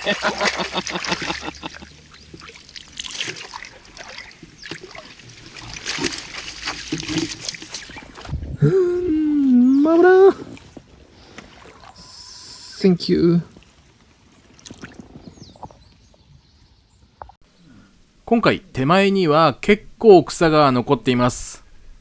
地元のおっちゃんや相田さんがぼやいていたんですが、こういう草や足、その辺をすべて刈り取ってしまうと魚が入らず、翌年以降もそれらが生えなくなってしまうので、魚が産卵する場所、いわゆる畑場としては潰れてしまうので、草を刈るときは根っこから根こそぎではなく上側を刈って草も刈りすぎないようにとのことでした。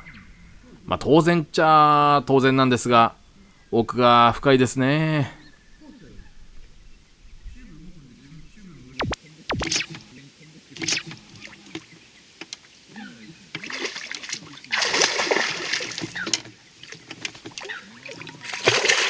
黄金ですよ、黄金。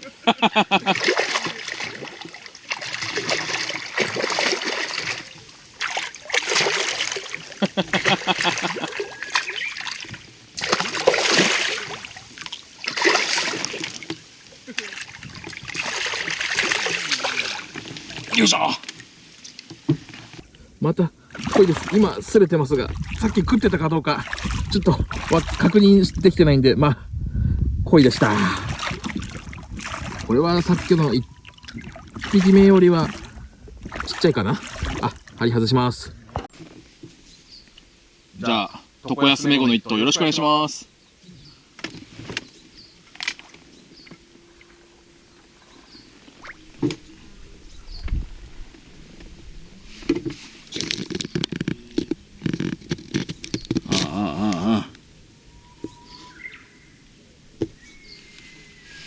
床休めをしてのこの一頭がここのポイント、最後の一頭になりますが、餌を上から追っているようでもう大変です。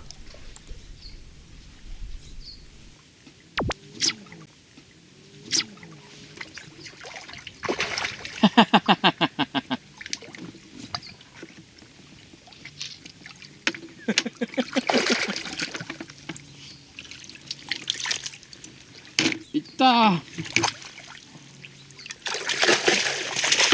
でけえ。た。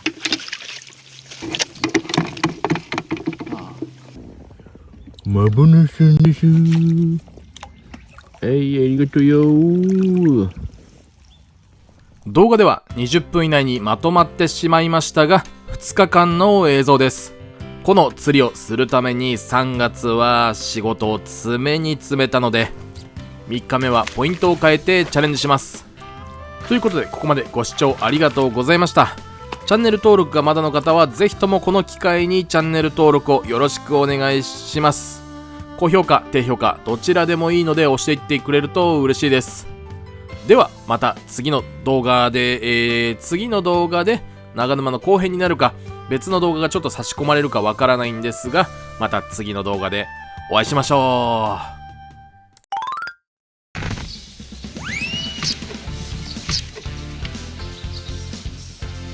うわー。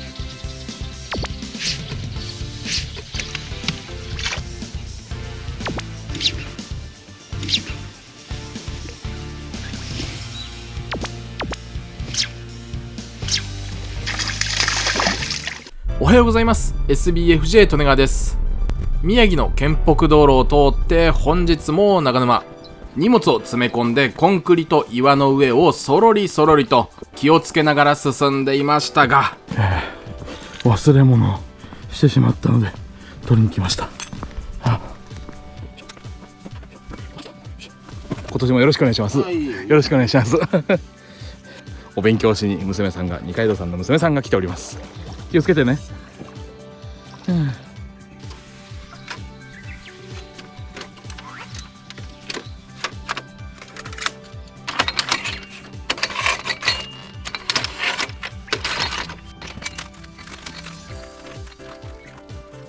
この辺の際な感じで大丈夫ですかね。台を横に広げて必要なものをバッカに詰め込んで乗せたら釣り台の準備は完了です。じゃあまあこのラインかこのラインか、まあこれ今こっち側でこれで向くんで、これでこのぐらいの感じで行った方がいいんだ。左から。二階堂正幸さんが好きだった場所でやらせていただきます。じゃあ1投目やらせていただきます。よろしくお願いします。頑張ります。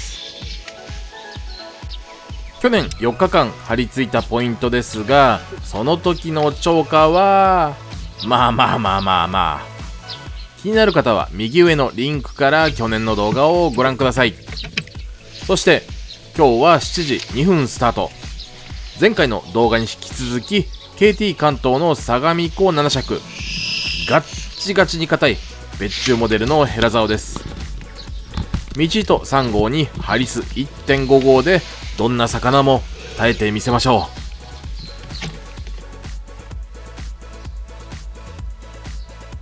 う。これはずっと浮きがふわふわ動いていて浮きを持っていかれてしまったので合わせましたが、悲し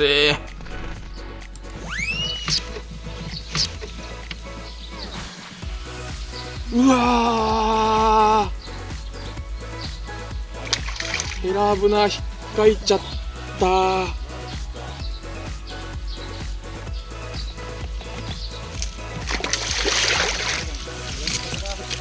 わー、うわー、うわあー、ヘラブナだまあ、いやー、すげえ、こんなん釣りたいってやつですね。いや、太鼓あってすごくすんげえかっこいいんですけど、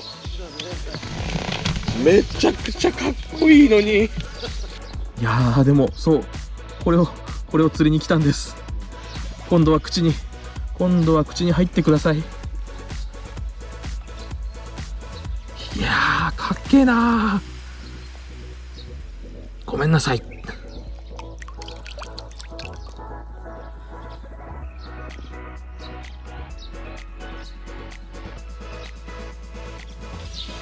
まあでも釣れなくてもやめられないのがこの釣りですよ夢を見て生きてるんで、男の子は。今回で言えば45センチ以上のいわゆる尺半から50センチオーバーの魚を、ヘラブナを釣るぞと夢を見ております。決して状況がいいわけではありませんが、過去にここで上がっているそうなので、期待を胸に頑張ります。変わってしまった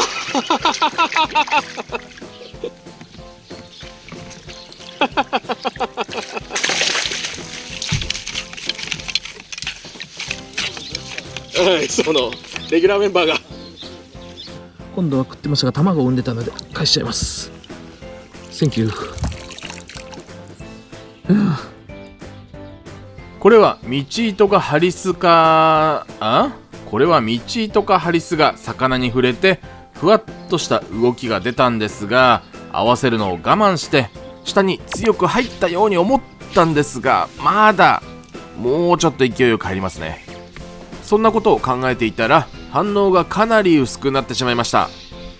明るく見える背中からも分かるように時間は大胆に進んでおり、スタートからは2時間が経過しました。餌の水分量や付け方、竿を横に置いてさらに短く7尺から6尺にしたりもやってみましたが、食わせられることができないというか、そもそも魚っ気がないというか、そんなこんなでこの一頭は反応があったんですが、まあじゃあご覧ください。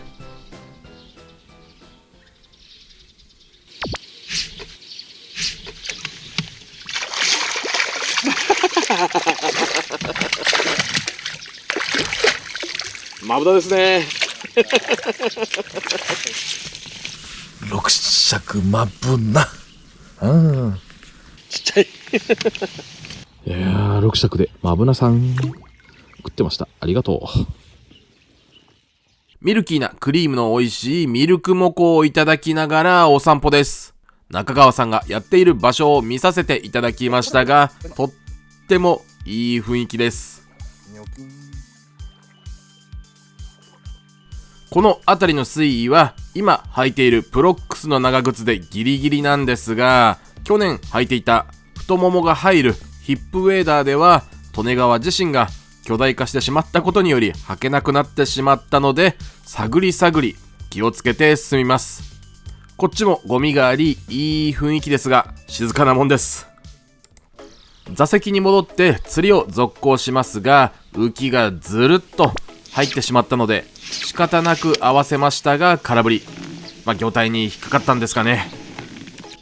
この一頭はお昼を前に最後のあたり、ずっと下に入って弾むわけではなく、かといってどこまでも入るわけではない、まっすぐ下に入ったので、という口はちょっと早かったですね。ではではご覧ください。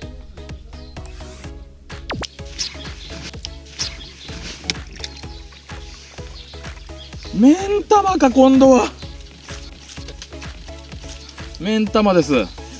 白ですね。いや、白ですね。お目目のスレでした。40ちょい。残念。お目目のスレでした。残念。ピントが合ってなかったかな。お目目のスレか。カメラの録画を止めて上でお昼休憩。地元のおっちゃんが買ってきてくれた牛丼大盛りをいただきます。しかもなんとデザート付き、シャトレーゼのシュークリーム、うまい。昨日の夜には肉を食い、今日の朝には筋子とご飯。ここ数日暴飲暴食が絶えませんが、生きる喜びを実感しています。ちなみにさっきまで長沼4日目の動画をご覧いただいていましたが、今見ていただいているのが3日目です。前回の動画で竿を出した場所のすぐ近くでやっていました。こっちはこっちで柳の木に囲まれていて、浮きがちょっと見にくいですが、雰囲気としては最高です。例年魚でガチャガチャするらしいですが、今年はそれほどガチャガチャはたいておりません。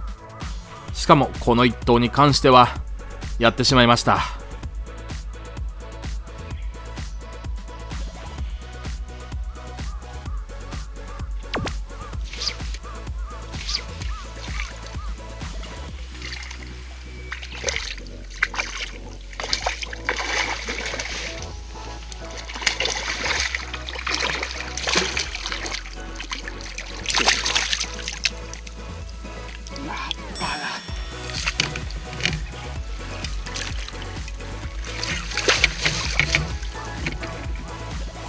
残念。アッパー。いやでもこれはヘラブナですね。いやー、133ミぴったりのアッパー。残念。次こそは口周りならチャンスはあるはず。さあ、よいしょ。ごめんね。会津の山から採れた塩で作った大福を食べて、差し入れでいただいた栄養ドリンクで眠気を覚醒。足元にペアの魚が入ってきたので、物音を立てないよう静かに下を覗き込みます。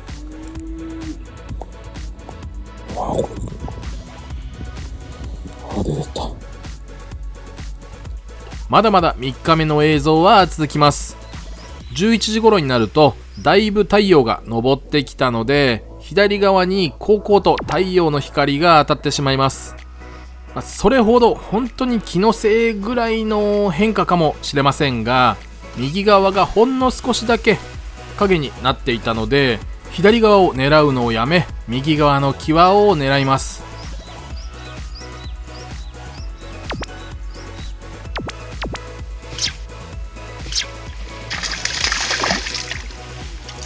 この後網に注目です。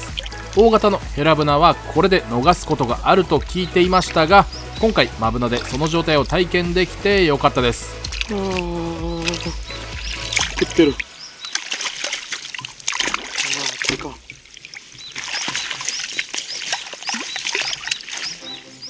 いや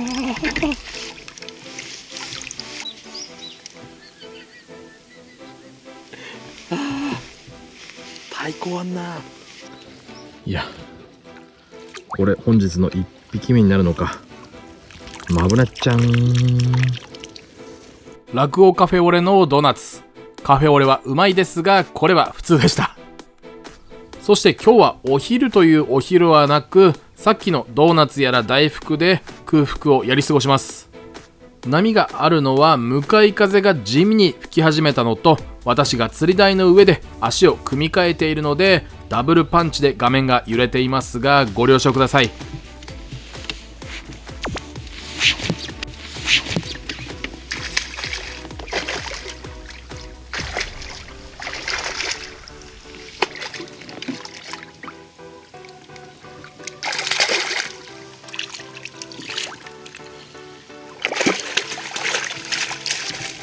まあ随分対抗のあるマブナさん。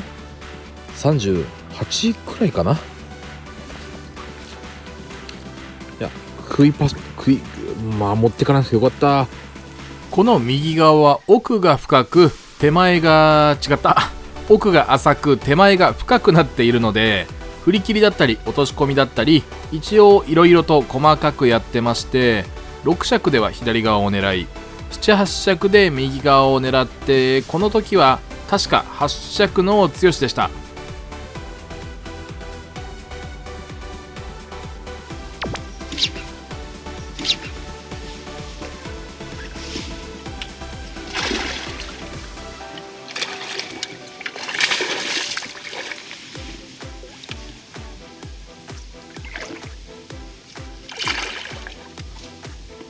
ほいか。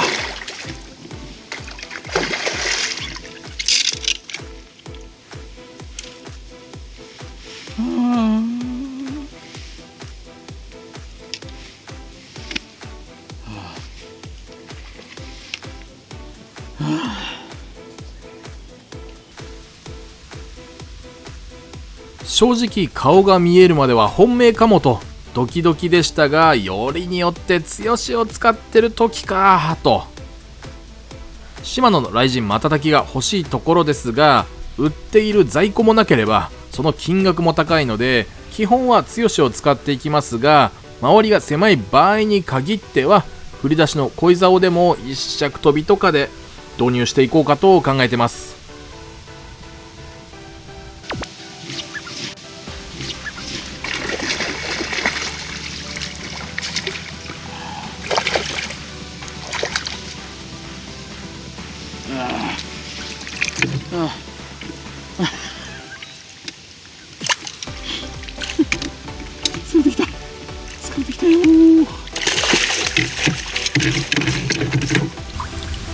どんどん体型が良くなってる。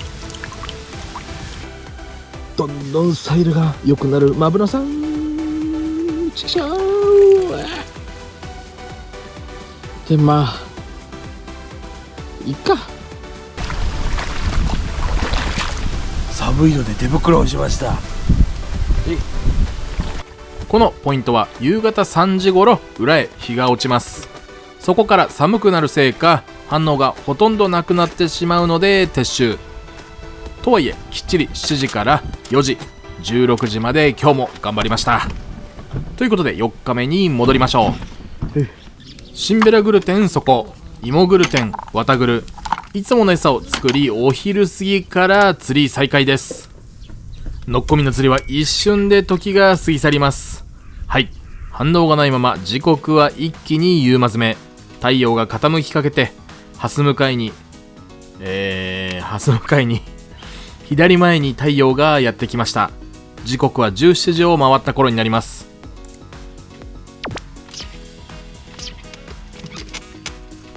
何かに乗されてしまいました。正体は分かりません。ヘラブナなのか、はたまた濃いマブナなのか。3日目のポイントは3時になると日が陰ってしまい魚の反応がなくなりますが、ここは左前に太陽が落ちるといった通り、ずーっと日の明かりに照らされているポイントです。ということもあって17時を回ったらようやく浮きの反応が出てきた感じがします。これが本日最後の当たりになります。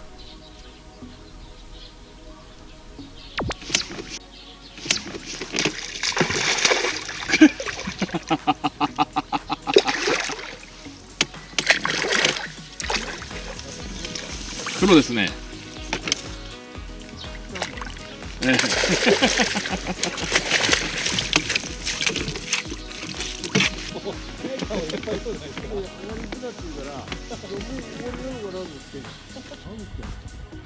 マブナちゃん食ってた。ありがとう。そっちじゃない、逃げ道はそっちじゃない。ありがとう。晩ご飯は宮城県月館市にある中華飯店とんちん亭。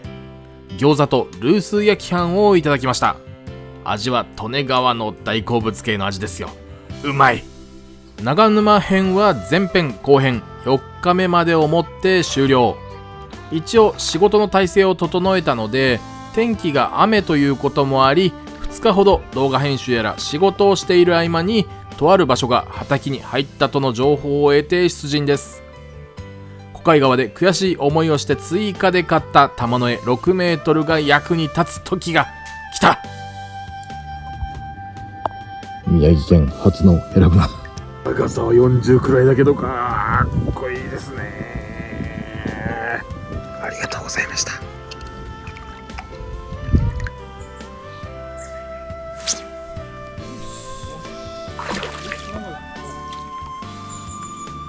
川一だ。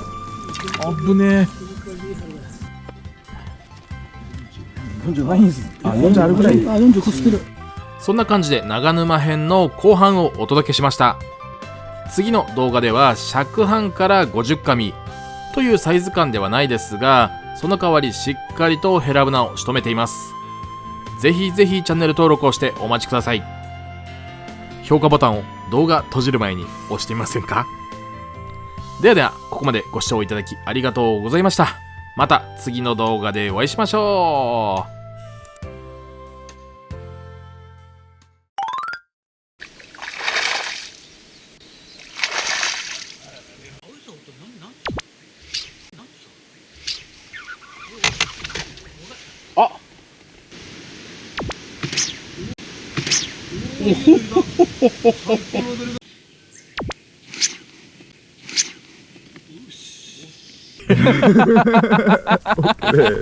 ありがとうございます。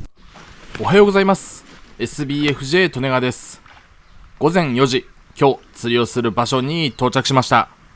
タイミング的に2回目の畑きがちょうど始まりました。桜。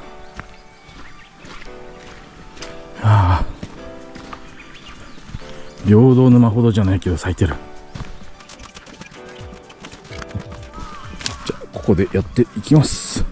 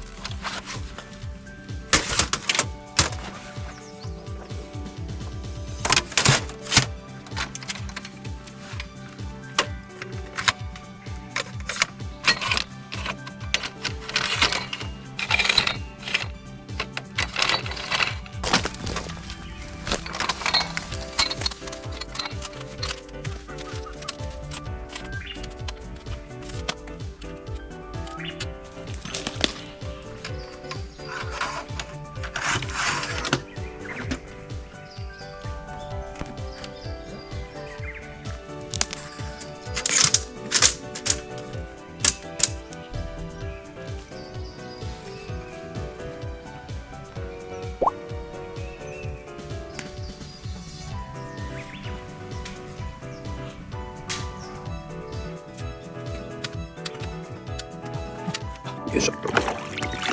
花山ダムの美味しい水。コンパクトタオルを吸水。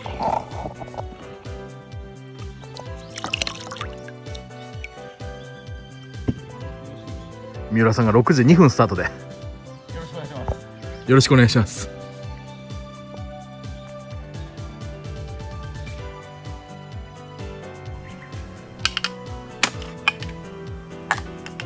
先ほどのサイズはちょっと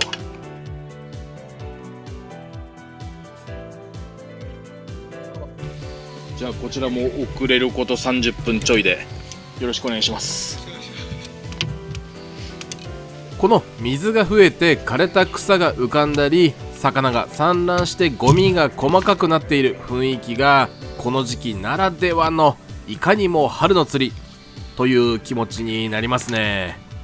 なりませんかね。利根川だけですかねこれ今回最初に水深は測りましたが、まだ1投目なので浮きの位置がちょっとだけ深い位置になってたようです。この後 2,3 投して浮きの位置をいじったら2目盛り3目盛りぐらい出るように調整をします。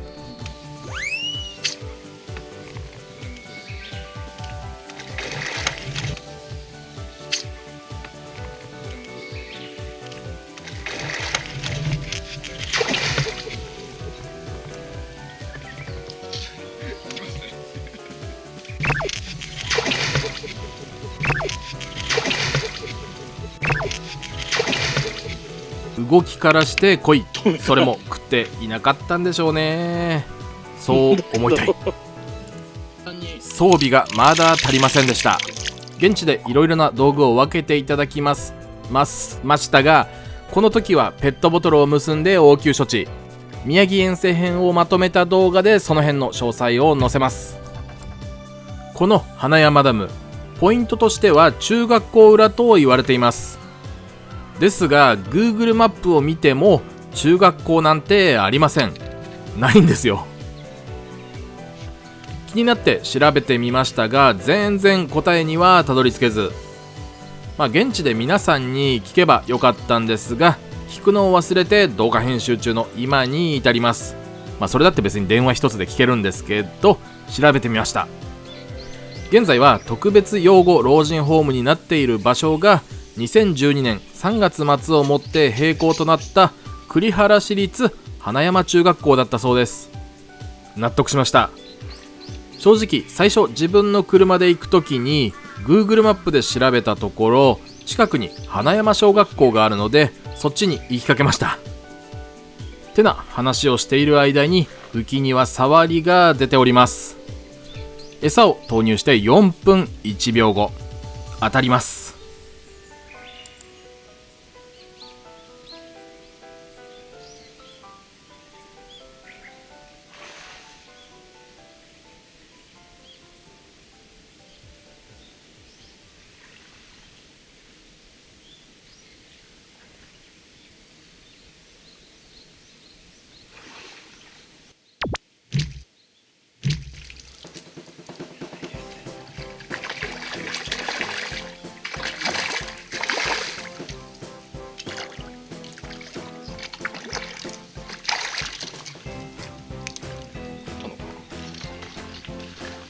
魚が餌を食っているのかわからないのと、針が引っかかりかけていたので手を伸ばして浮いているゴミに引っかかってしまったゴミを外して確認。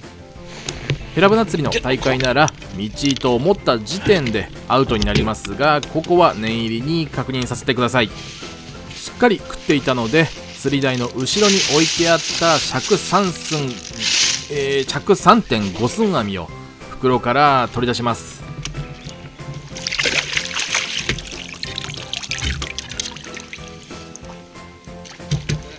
この網で見るとちっちゃいですね。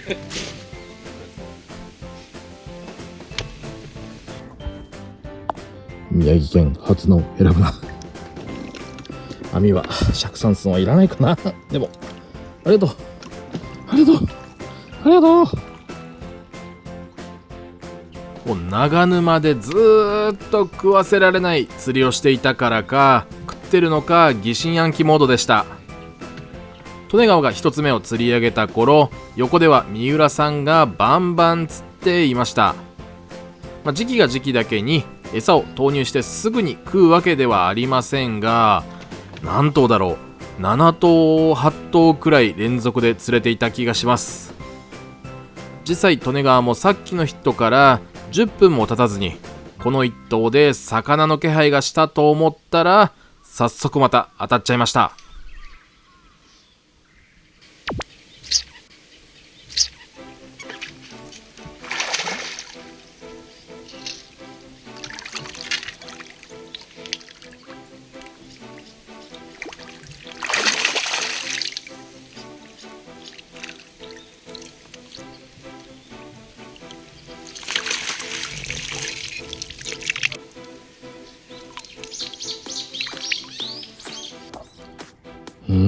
ずいぶん綺麗な子が釣れました。これ今測ってみたら33、4センチ程度でございました。ありがとう。セッティングの問題なのかもしれませんが、今回はずるっと入っていくような当たりでも食ってるんですね。ただこの1頭もずるっと入っていきますが、勢いが違うので皆さん正体はお分かりですね。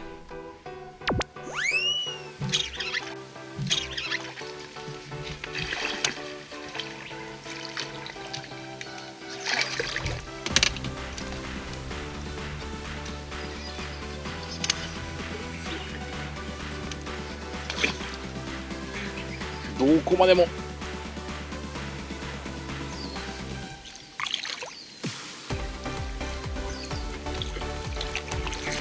濃い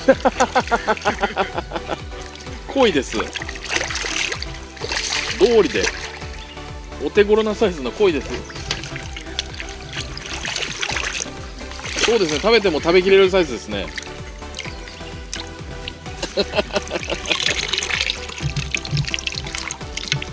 この鯉はアッパーでした。よいしょ、手頃サイズさらば。7時半ごろ魚の活性が上がってきたのか、左でバシャバシャした後すぐに右でもはたきました。そう、開始からまだ1時間くらいなんですよ。雰囲気は最高なんですが、浮き込みに水流が当たり流されてしまいました。これは辛いです。どうせ状況も状況だったので合わせて空振りでしたが、ゴミ掃除に入りまして、ここで地元のおっちゃんが一言、毎回ゴミ掃除をしてたら魚が逃げちゃうよということで、左側でやっている三浦さんと場所を交換していただくことにしました。というのも、そちらはゴミが少なく、三浦さんが完璧にゴミを止めているので、あとは釣るだけ。これも一つの経験として精進します。これは場所移動しての1投目、右側より少し沖に広くなっていて、そのまま9尺を使っていますが、こちらも雰囲気は抜群です。水深はほとんど変わりませんでした。すごい美味しいクリームパンをいただき、カメラの電池が切れてて撮れていませんでしたが、魚を釣りました。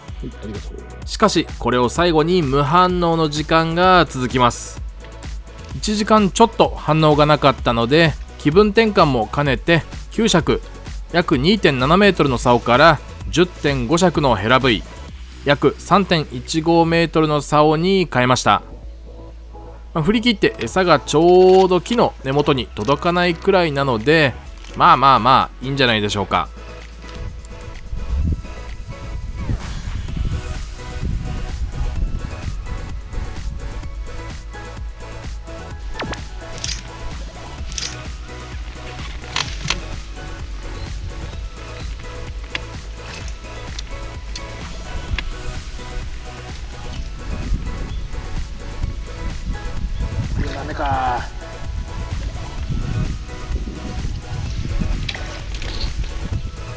私が昔まだ顔を出していなかった頃、初期の初期に竿を折ったことのある尻尾周りのスレですね。残念、尻尾のスレ。ヘラブナ釣りあるあるかもしれませんが、悲しい出来事が利根川に起こります。ちなみに人生で初めて起こることだったような気がします。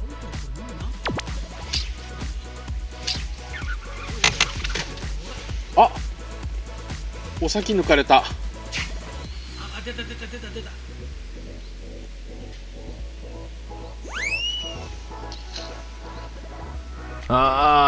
ショック。ショック。お先ローストは痛い。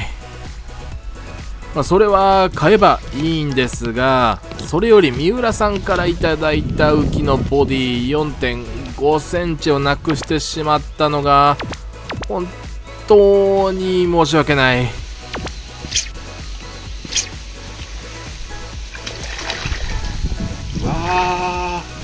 魚変わった気がする。変わってないか。ここで右側のゴミに引っ掛けてしまいました。こういうことがあるので、前回だったか前々回の動画でタモ網の絵は長くしてやるといいよーと、そんなアドバイスをいただいて、こういう時に取り込めたりするんでしょうね。これは取り込めたのでラッキーでした。腹パンのマブロさんですな。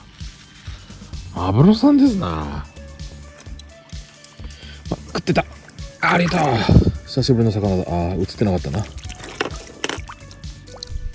時刻は10時を回って、ちょっと経ったくらいの頃でした。しっかりヘラブナを2つか3つ釣れているので、少し気楽に釣りをしていると浮きがズビョッと消えました。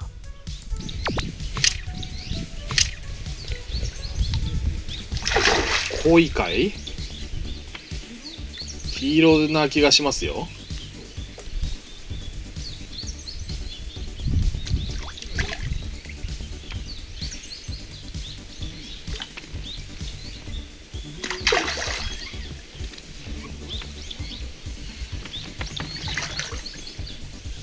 濃いですね。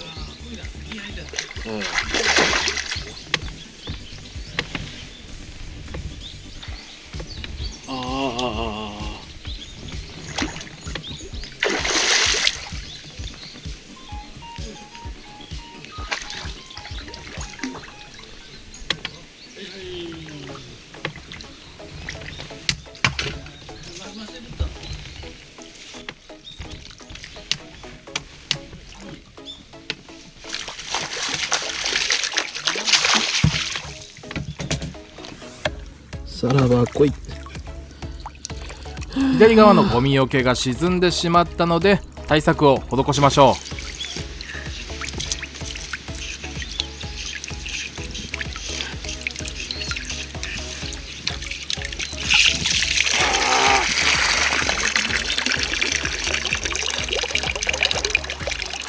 左側には三浦さんの8メートル、右側には二階堂さんの9メートル。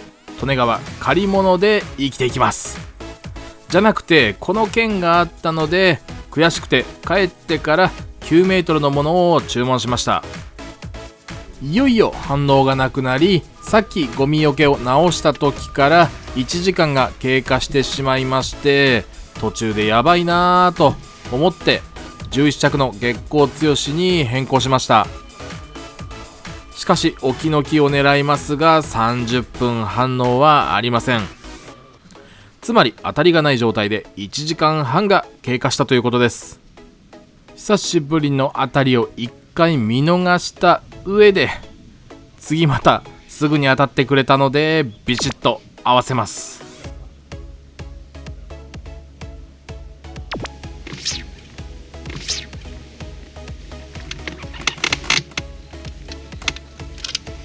ずれとるかね。いや、取るかね。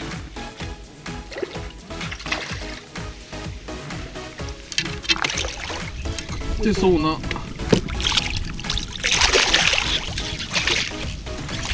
食ってそうな。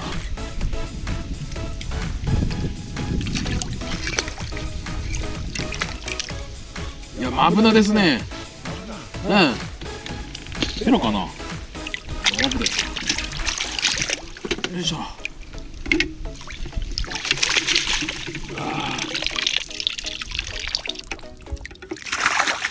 約40センチのマブラさん、ありがとう。引っかかってるんじゃない。はい、ありがとう。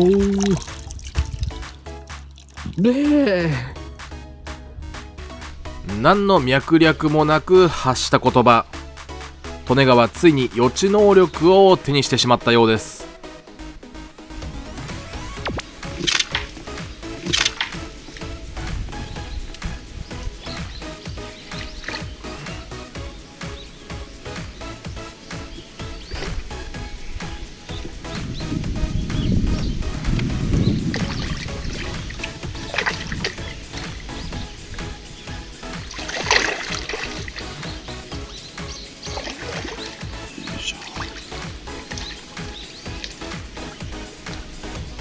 うわー、目ん玉で引っ張っちゃった。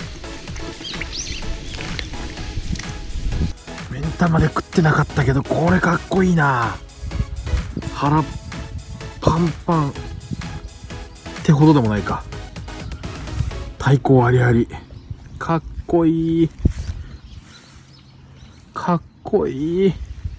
でもごめんよ、すれごめん。この一投が午前中最後になりますが、すでに動画の時間が結構長くなっちゃってます。利根川にしては午前中だけでこれだけ釣れるのはできすぎというか、なんというか、午後はヘラブナもポツポツ出ていたので、それだけカットしていけばかっこいい動画になるかもしれませんが、マブナもいるし恋だっているのが野釣りです。利根川はそれも含めて楽しんでいきます。マブナを釣って喜んでるとも言われますが、楽しいんですからね。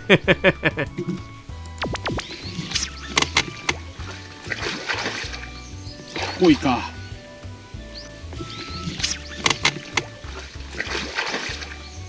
濃いか。濃いか。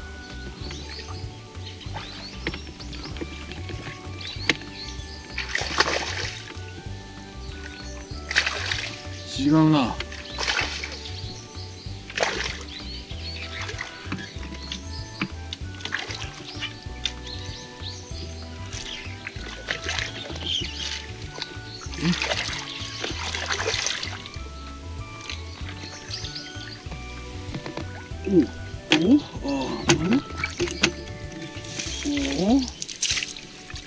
危なか。40のマブナさん食ってましたよ。ありがとね。よいしょよいしょよいしょ。たっぷり1時間昼寝をしてから集中力も戻って再開しましたが、空振りが多くなってしまいました。魚が食わずに通過しているのでしょうか。若干天気が怪しくなってきたのも関係しているかもしれません。販売店ですか？そうですね、野口商店と自然薯の館、一応これが領収書で遊戯券はここから下ですけどね。あとストアも泉と山崎ショップ、新茶屋。確か冒頭でもお話ししましたが、平等沼と花山ダムの状況を見ていただいておりましたが、案内していただき自分の目でも確認しました。陸前豊里駅のすぐ近くにあるレストハウス道草でハンバーグ定食ご飯大盛りをいただき、豊里名物寺沢昇進堂の回転焼き、いわゆる大判焼きじゃない、今川焼きになるのかな。そして自然薯の館で翌日の遊漁券を買いましたが、ヘラブナ釣り用の万力と竿掛け、らっきょうだけと鹿角が売っていたので思わず取らせていただきました。前日雨の花山ダム、翌日おそらくはたくという話でしたが、利根川には信じられないくらいシーンとしていました。利根川が翌日朝4時に到着するとはたきが始まっていたので、本当にベテランの方のデータと体験に基づく判断、さすがです。残念ながら空振り、気に引っかかってしまいました。気分転換にツインシュー、生クリームとカスタードクリームをいただきます。なんだかんだで時刻は3時になりました。曇り小雨ときて太陽がパーッと照っております。朝まずめはヘラブナが釣れましたが、日中は利根川の腕もあってか鯉とマブナが元気になってしまったような印象です。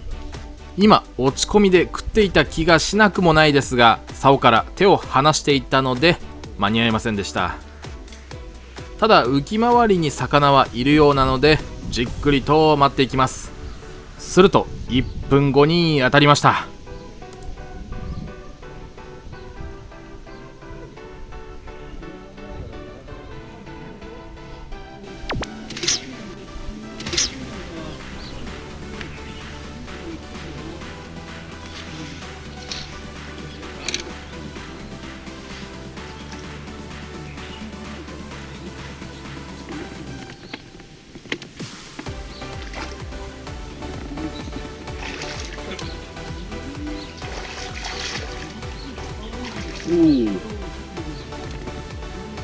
あ、本当にいいやつが。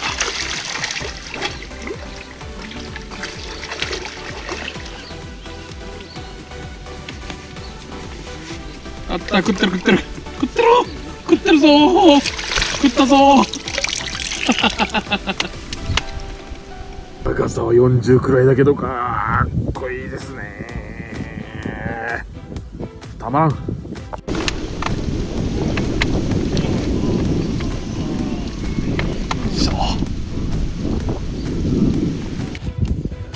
よし、ありがとうございました。花山ダムのヘラブナ。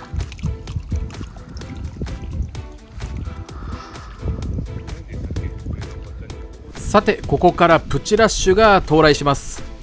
いやもう動画が長いのは許してください。だからといって前編後編にするのも難しいので1本でここまで長くなっちゃいました。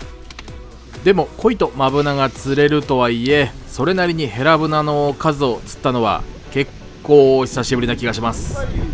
あとなんだか風が強くなってきた気がします。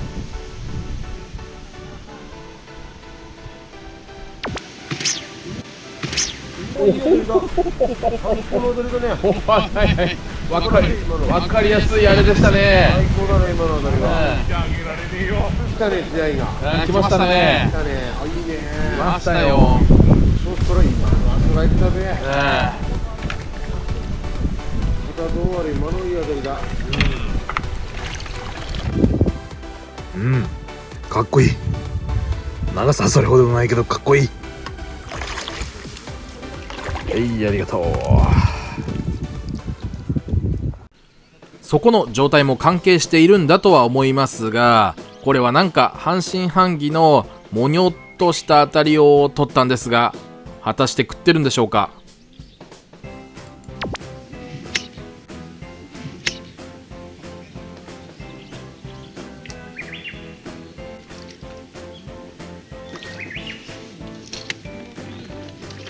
なんか当たりも変な当たりだったんで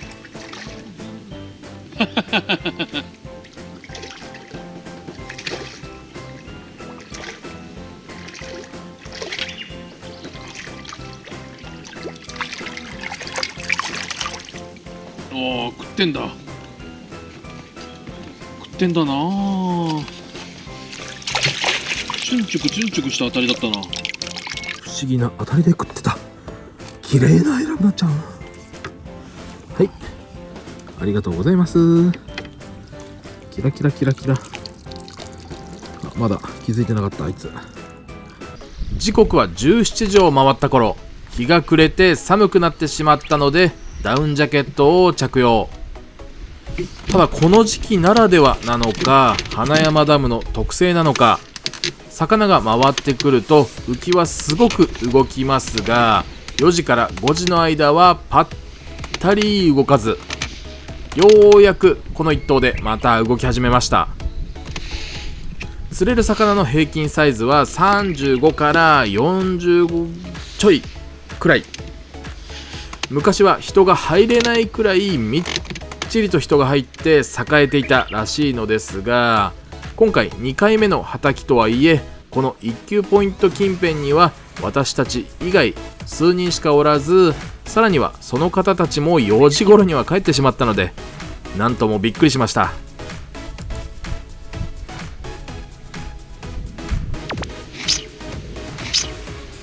いやー、爪が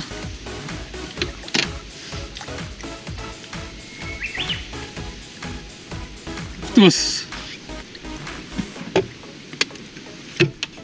よいしょ。久しぶりのおひらちゃん。そんなにサイズは長くねえけれど、上顎にがっちり食ってました。ありがとう。ありがとう。日が落ちて一気に気温が下がり、若干雨もぱらついていたような気がします。寒くてガタガタと震える中、本日最後の当たりです。めちゃくちゃ分かりやすいお手本のような当たりでした。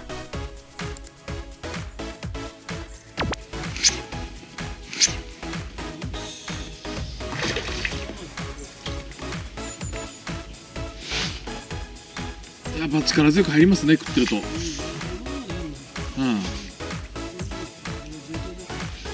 これで上がりですか。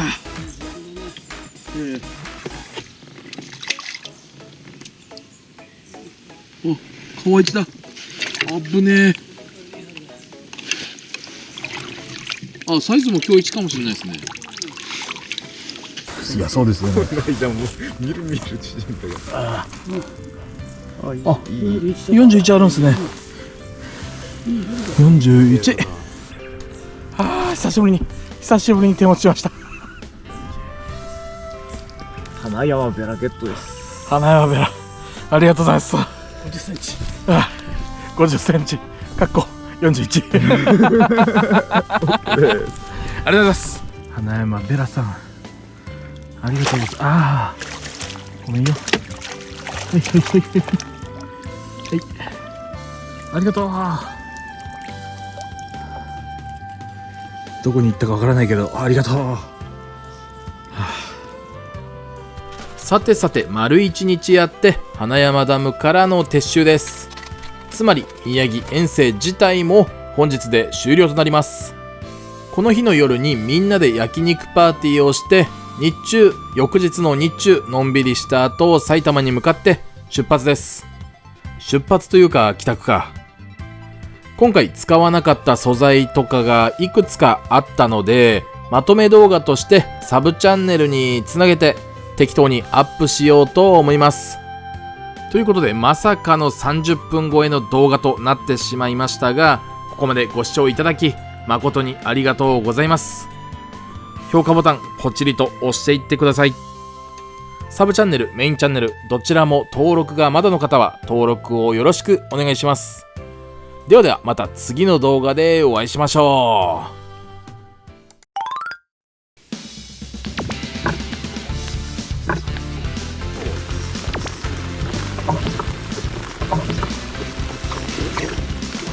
食ってる。入ったー。藤井川で自己記録更新ということで、おはようございます。 SBFJ 利根川です。本日の目的地は水戸方面。峠道を通って到着しましたが、まだ時間が早かったので、大好物のサンドイッチで腹ごしらえ。食べ物も荷物になるので直接腹に突っ込みます。あと地味にポテサラサンド大好きです。ということで出発。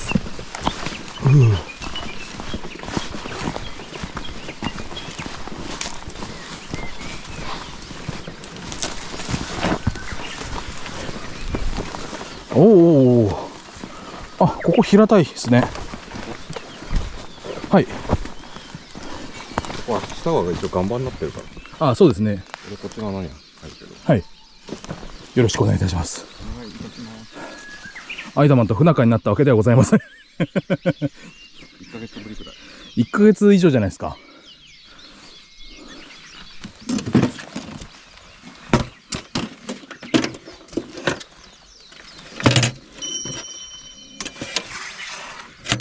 うわ、戻り決定だ。足が2本しか入れてない。どういうこと？ウルトラに入ってんのか。失敗ですね。ミスってやつです。透明なんだ。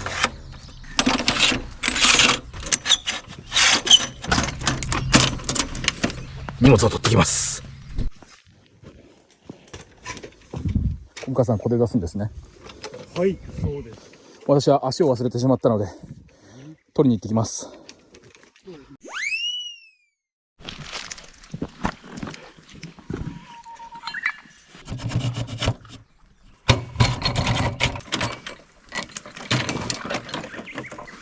その長靴結局履けるようになったの？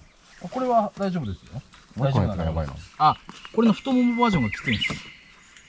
もう殉職？もうそうですね。もう殉職だ。ほぼ殉職ってやつですね。よし、台はここにします。こんな感じで。よし、これでいきます。よろしくお願いいたします。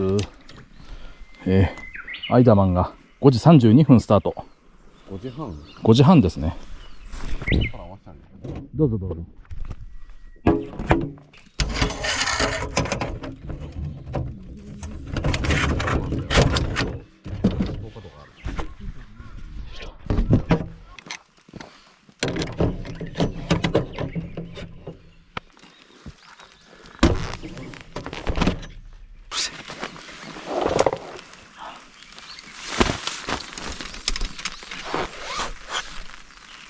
竿は月光強し9尺で入ります。浮きの重り調整をして、今回も底釣りをするので棚取りゴムを使って水深を測っていたら木の枝を拾ってきました。何かあるなぁと思っていたので事前に回収できてよかったです。水汲みバケツで藤井川の美味しい水をゲット。やっぱりバケツは必需品です。コンパクトタオルを吸水。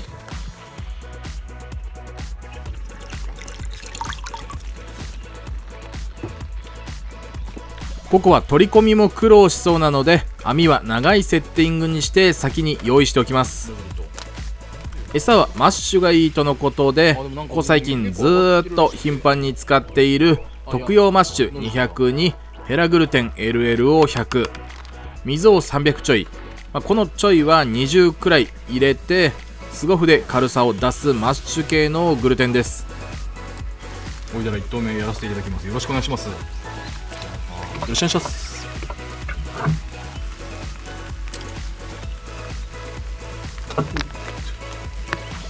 ご覧の通り左側には浮き込みが結構あるので全体的に浅いですが魚が隠れているんじゃないかと思います。ただ相田さん曰く今日はいつもより水が澄んでる、大丈夫かなとのことです。そういう状況の中、左手前でゴミがモコモコっと動いたのでおそらく魚と思われます。少しだけ期待が高まりました。今回使ってる餌がグルテンが入ってるとはいえマッシュ系なので餌のサイズも少し大きいものをテンポよく投入しています。この後変更グラスをかけて衝撃を受けました。いやもうなんとなくですよ、なんとなくなんですが左側の方に餌を投入していたあたりの下っていうんでしょうか、そこが白いなんかもやーっとしたものが見えた気がします。というのも水深で考えても水の遠角で考えても餌がギリギリ見えてもおかしくないので、これはもしかしてもしかするともしかですね。サムって海パンのやつですか？海パンデリアあたり。あ、デリアあたりなんですねあれ。さて今何の話をしていたでしょうか。お分かりの方はコメント欄へどうぞ。この一頭はスタートから2時間弱経った頃、初めて動いた一頭になります。ただただひたすら餌を打つことしかできません。今使っているマッシュの餌ですが、教わってから結構使ってますけども、未だに魚が釣れていません。餌がちゃんと残っているのは浮きの動きでも確認できるんですが、なんとも使ってて釣ってないので、手触りは好きなので使ってますが、いまいち自信が持てないというところで浮きが動き出しました。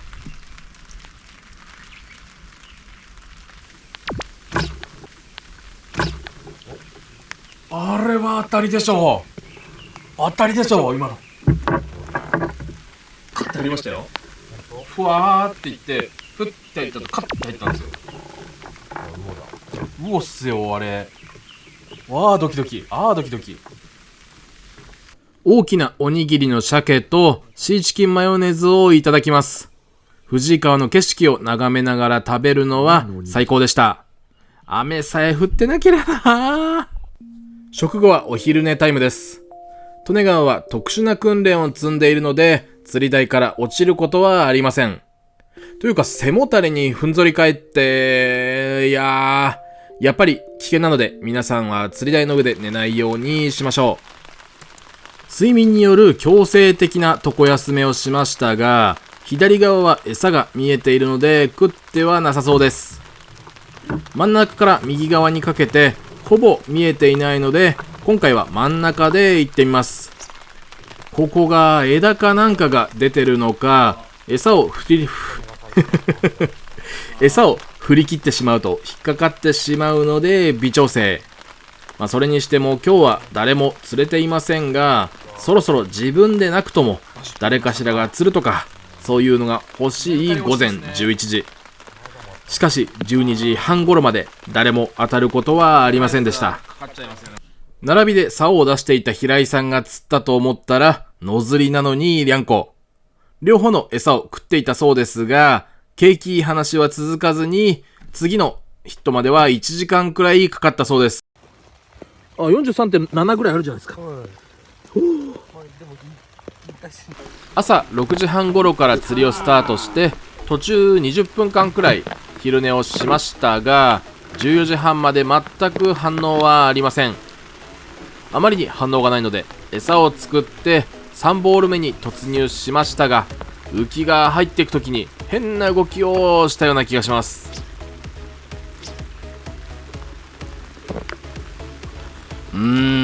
しばらく浮きに反応がなかったので、なんか手が出ちゃいました。空振りして一投して、その次の一投が今ご覧いただいているこの一投になりますが、これはノーカットでお届けします。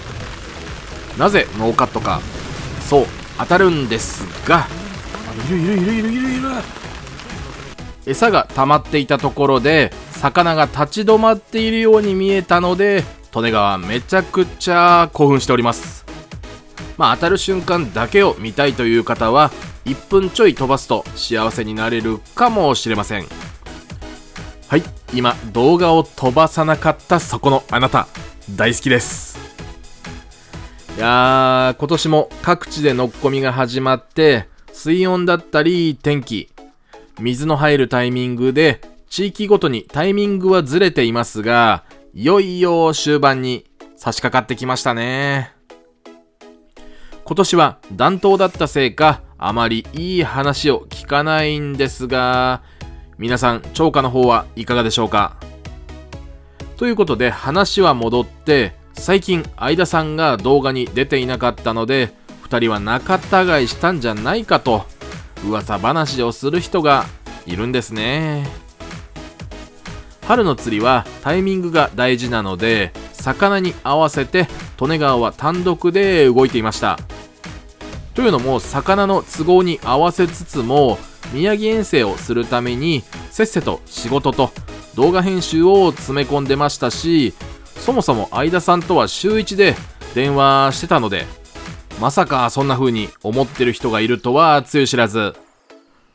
いろいろ言う人もいますが、利根川は利根川の釣り、相田さんは相田さんの釣り、皆さんも皆さんの釣りがあると思います。釣りを楽しんでいきましょ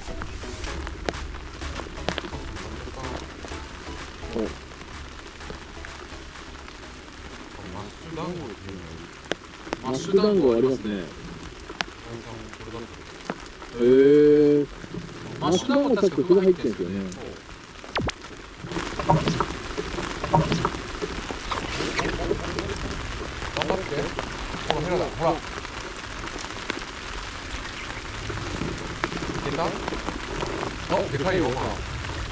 これ食ってそうっすよ。食ってんじゃねえか。えらいのされてましたし、食ってますよ。食ってるぞ。食ってる。網あります。食ってる。入ったー。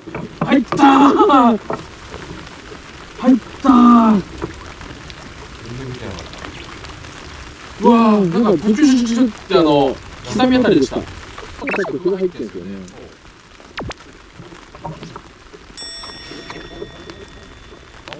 いますけど、まあ、とりあえずは。まだ。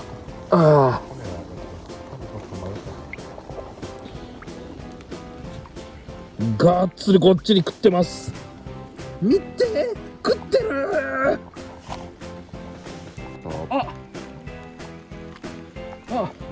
45ある。同じです。そ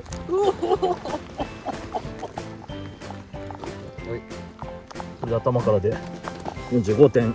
45ある。 45.2 かな。やった。やっと尺半。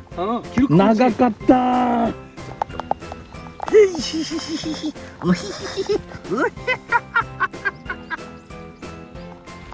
藤井川で自己記録更新ということで、ね皆さんありがとうございます。いえいえ、お世話になりました。また来年以降も。そうですね、またちょっとよろしくお願いします。じゃあ話します。はい。よ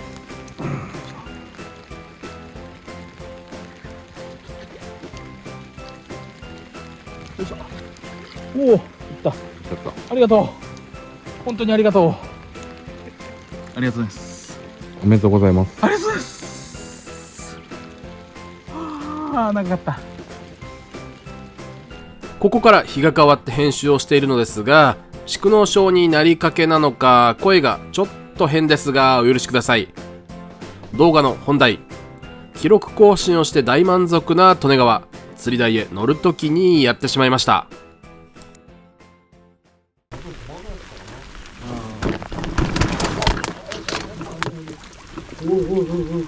リプレイでもう一度。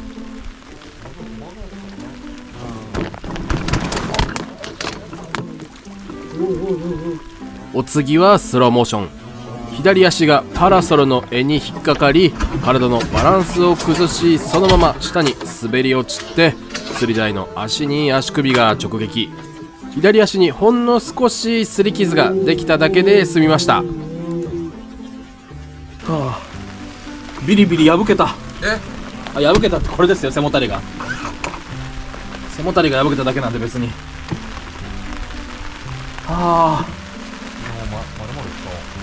いや、丸々使いますよ。情けない姿も含めて利根川ですから。笑わすんじゃないんだよ。笑われてんだよ。そうですよ。もう本当一回だけなんか当たったって言ったあれっきりでしたね。餌が本当透明で見えてたんで、これはやべえなと思って。濁り感、そうですね。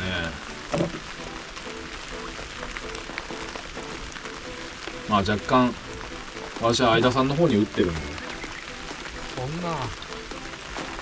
これが翌日寝て起きたら、翌日寝てじゃないな、この釣りが終わった後帰ってから寝て、翌朝起きたらびっくりしまして、なぜか右足首が捻挫したように痛い。右足に体重の半分をかけようとするとビキビキビキッと痛みが走ります。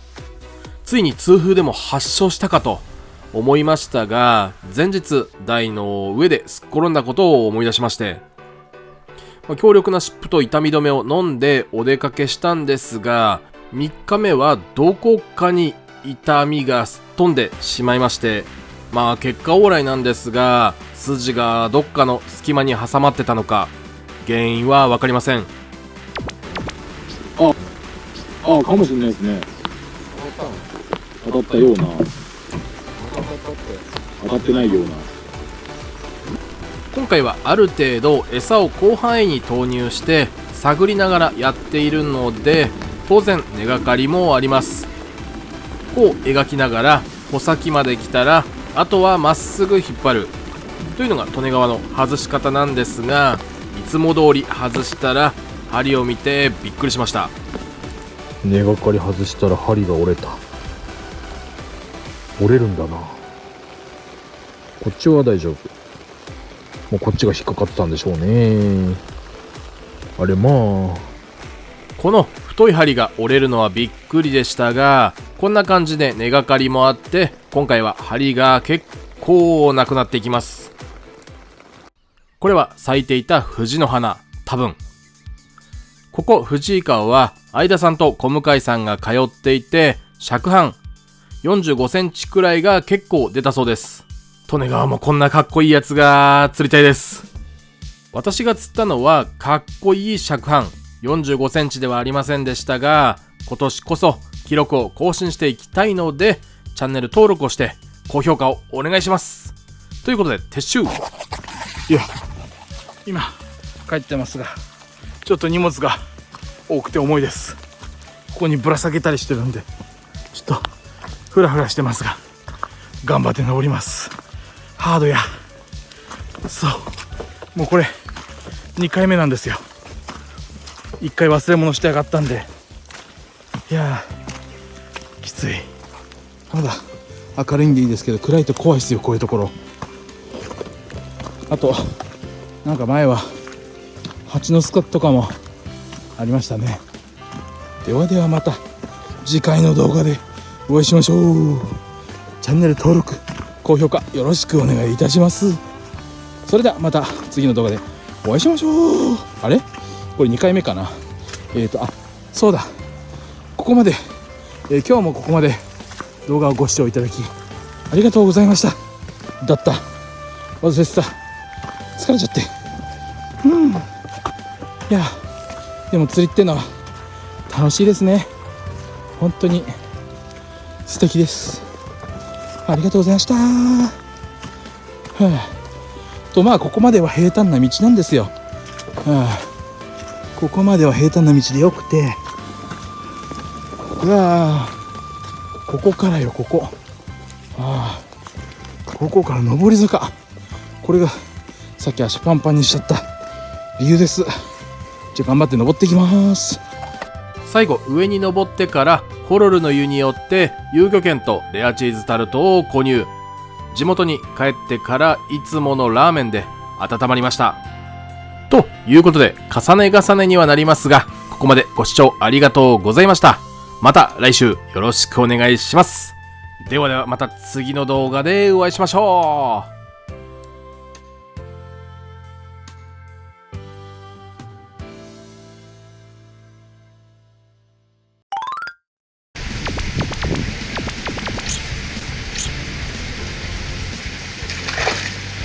卵が産みつけられてますね。生命の神秘。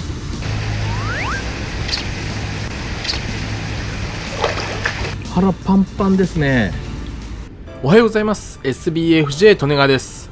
今日は柴山沼の水路ではなく、去年竿を出した水路が流れる先の終着地点で釣りをします。ひとまず釣り台を準備しちゃいましょう。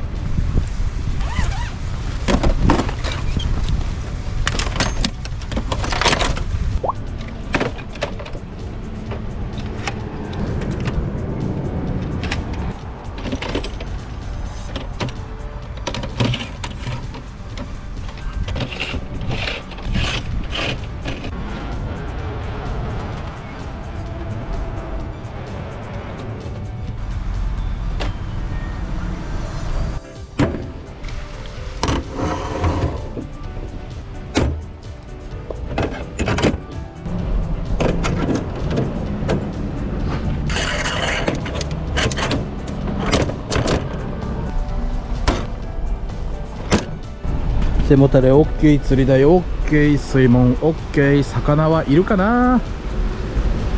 散歩行こ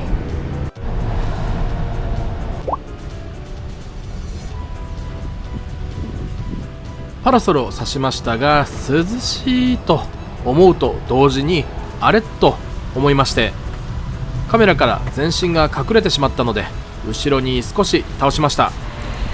水路の美味しい水をゲット。今日使う竿は先日も水路で使った7尺 2.1 メートルのダイワヘラ X を使っていきます。とりあえず道糸は 1.5 号なので針はセッサの7号あたりにしちゃいます。さて今日使う餌を作っていきましょう。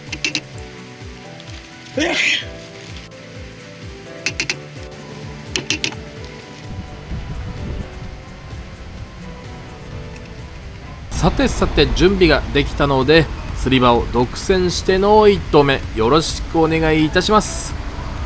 最初に狙うのは向かって右側、若干ですが太陽の加減で影になっているところの少し左、影に入っていないあたりを狙いました。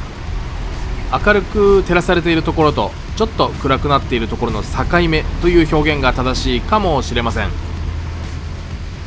今のうちに竿掛けの角度を変えて影のところを狙っておきます。というのも時間が進んでいくにつれて壁の影は小さくなっていくはずなので、影が残っている今のうちに狙ってしまおうという魂胆。しかし思いつきだったので何かが沈んでいるのか一段高くなっているのか浮きの調整が必要でした。今利根川の後ろに向かって流れている水路ですが、去年だったか一昨年の夏頃に来た時水草がもさもさと生い茂っていて、ここにはたくさん魚が潜んでいるに違いないと思っていたんですが、掃除されてしまったのか通水されたてだから生えていなかったのか理由は分かりませんが、少なくともこの日は全くと言っていいほど水草は生い茂っていませんでした。ちなみにこのトンネルの奥が今ご覧いただいた水草が生えている映像の場所で、さらに言うとここ数年釣りをしていた十字路の先、映像で言うと左奥が今ご覧いただいた場所に通じています。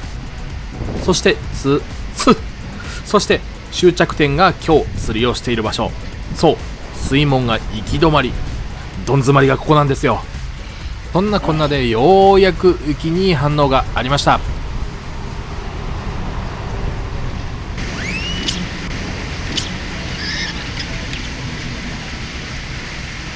魚やんか。初めての反応に嬉しくなりますが残念ながら張りすぎれ。しかし利根川には今年の春手に入れた最強の7尺があります。推定80センチの鯉すら主導権を握らせないガチガチの KT 関東相模湖7尺です。道糸3号、ハリス 1.5 号の仕掛けにして出動します。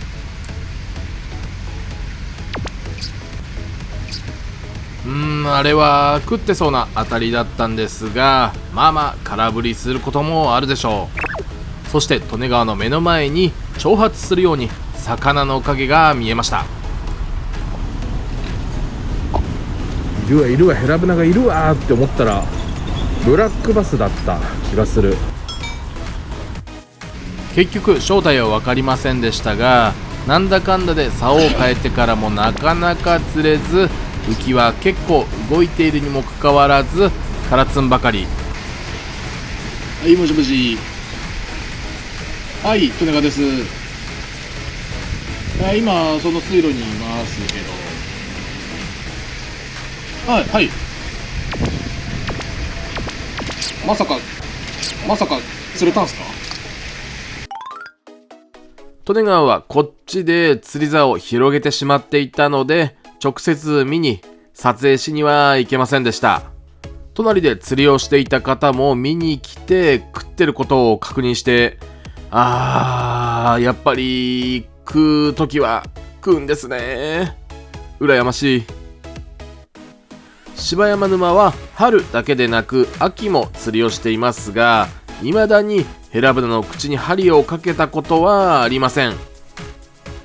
かなり再生された去年一昨年の動画ですか。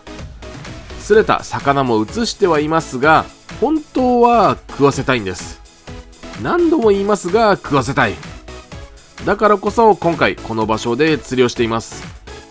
ちなみに今釣りをしているところの左側にあるトンネルですが、去年釣りをした水路の先が今の釣り座に通じています。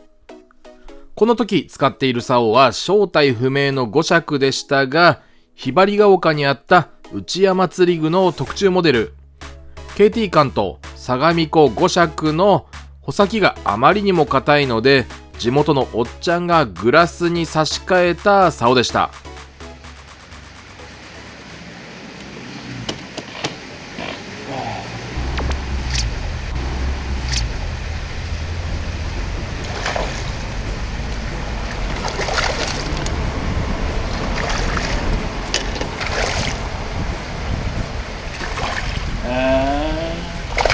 ここでと言っていますが食っていませんでした。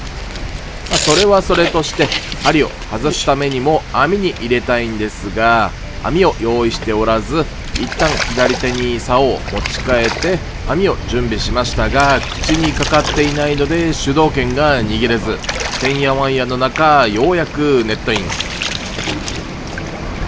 マブナさんがすれました。マブナさんでも食ってないです。食ってませんでした。難しい。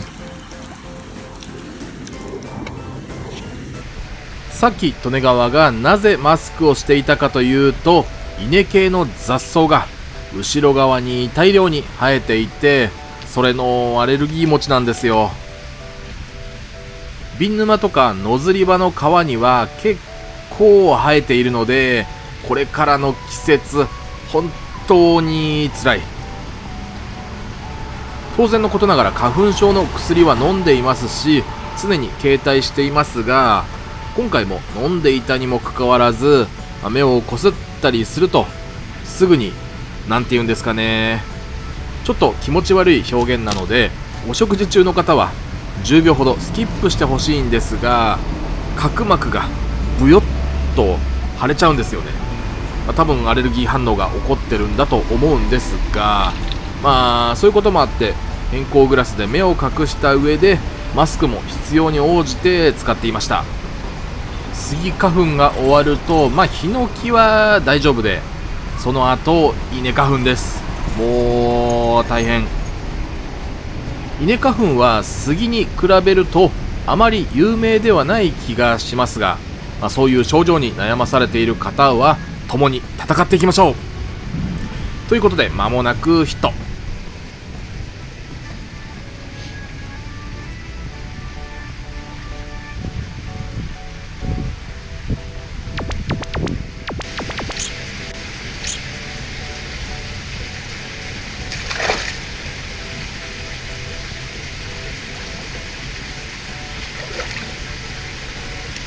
うわー、ごかっちりマブナさん、これしかもさっきのじゃねえの。刻みあたりで食っていたのはマブナさんでした。なんかこれ婚姻食かな。お腹がぽってりしています。本日は初ヒット、マブナさんありがとう。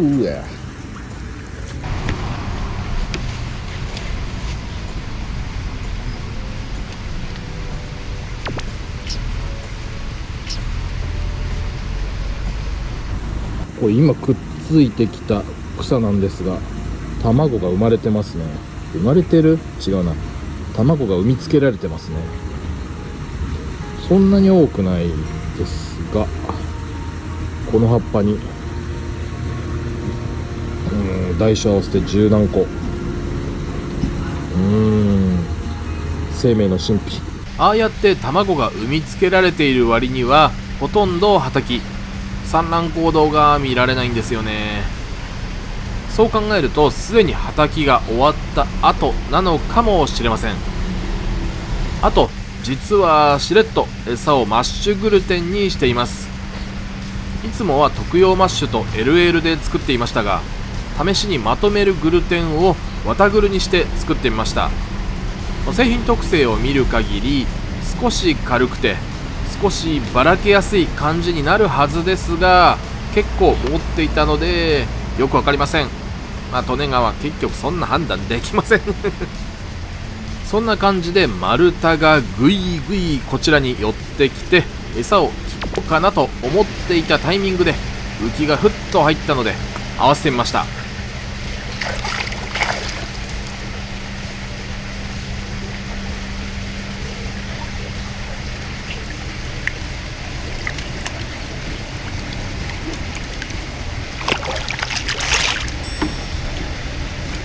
食ってなー。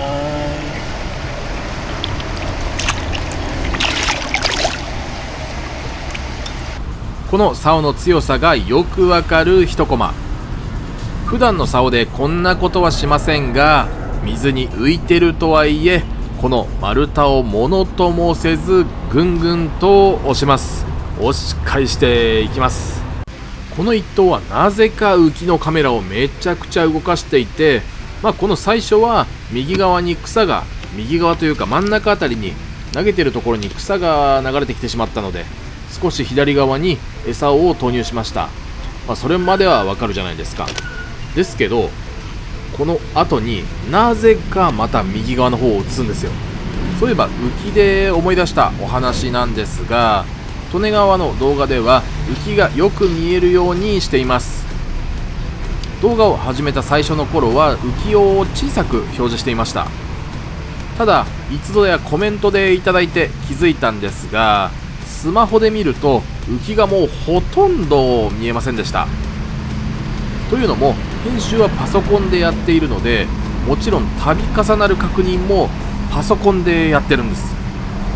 なので当時は問題ないという判断でした。今は半数以上の方がスマホで視聴しているので、その辺を考えた結果が今の状態であります。そしてなぜか奥に浮かぶゴミに一旦ピントを合わせて戻して当たります。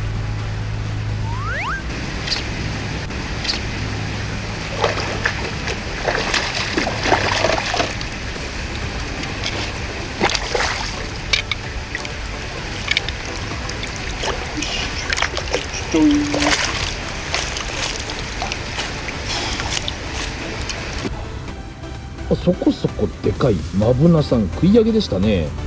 食い上げあれ食ってんだったら結構見逃しました。ありがとう。いやでもヘラブナ来て木のポジションが絶妙に悪く、餌の玉っころが木を越えてしまったので、竿をちょいちょいと引いて手前にポトリ。浮きが踊ってしまって仕方がありません。餌をマッシュからグルテンに戻していましたが、これだったらかえってマッシュの方がいいのかなと、そんなことを考えていますが、何せ正体がわからない。カメとかコイはこういう動きにはなりませんし、口細とかもここまで激しくは動かさないはずなんですが、この一頭ではその正体が判明します。皆さんも予想してみてください。さて何でしょうか。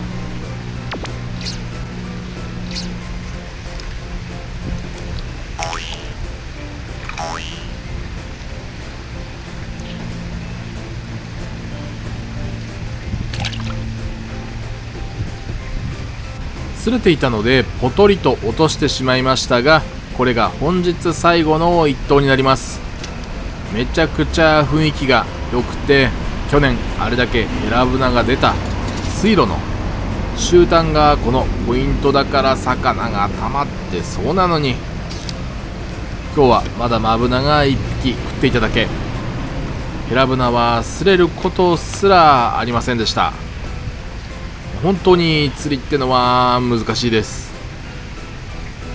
前回の動画でミチイト3号ハリス 1.5 号の仕掛けを準備してますというお話を最後に差し込みました。その仕掛け、この水路で使うものではなく、本来であれば今年は水路のタイミングでそちらへ行っていて、こで釣りはできない想定でした。その日にちが1日後ろにずれたので釣りを楽しんでます。ここでポロリと次の動画のお話なんですが、前回藤井川で更新した45センチの自己記録を更新しました。いやー、今のあたり浮きが入っていく鋭さというか速さが足りなかったので、まあ擦れてますよね。この動きは頭周りに擦れているというよりも尻尾とかお尻とかそっちの方に擦れているような、引っ張っていくような動きです。いやー、利根川そんなことも分かるようになりましたが、未だにずるっとした当たり取っちゃうんですよね。これはまだまだ訓練修行が必要です。これスレのマブナだったんですが、腹パンパンですね。まだ産んでないですけど、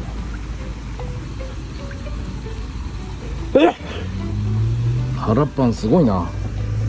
いやー、ごめんねというかマブナだらけ。さて、おやつの時間ですが、次の日というより日が変わってすぐに釣り場へ向かうので、外せるものを外して上に持っていったらパパッとバッグに収納してお家へ帰ります。やっぱり今年も柴山沼の水路ではヘラブナに口を使ってもらうどころか、今年はヘラブナにすら出会えませんでした。本来であれば数日前が理想だったんですかね。未だに分かりません。そんなこんなで2023春のお祭りのっこみの撮影は終了ですかね。なんだかんだで春は毎週1本公開している動画を飛ばしてしまう可能性もありましたが、なんとかギリギリ乗り切りました。ということで、ここまでご視聴ありがとうございました。チャンネル登録がまだの方、ぜひ登録を。評価ボタンも押してから次の動画をご覧ください。ではではまた次の動画でお会いしましょう。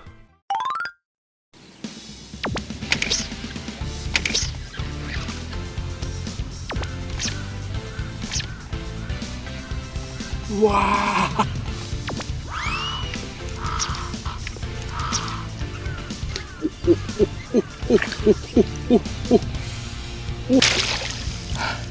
水、あれはダメだよ。おはようございます。 SBFJ 利根川です。今日は五箇の水路に水が入ったので早速向かっていきましょ跳ねた。いや、もじりだ。手前を泳いでるのかな。五箇水辺公園の横を流れている五箇落とし。それでは今年もチャレンジしていきましょう。おお、6尺7尺の出番か。あれヘラブナだった。今やってる。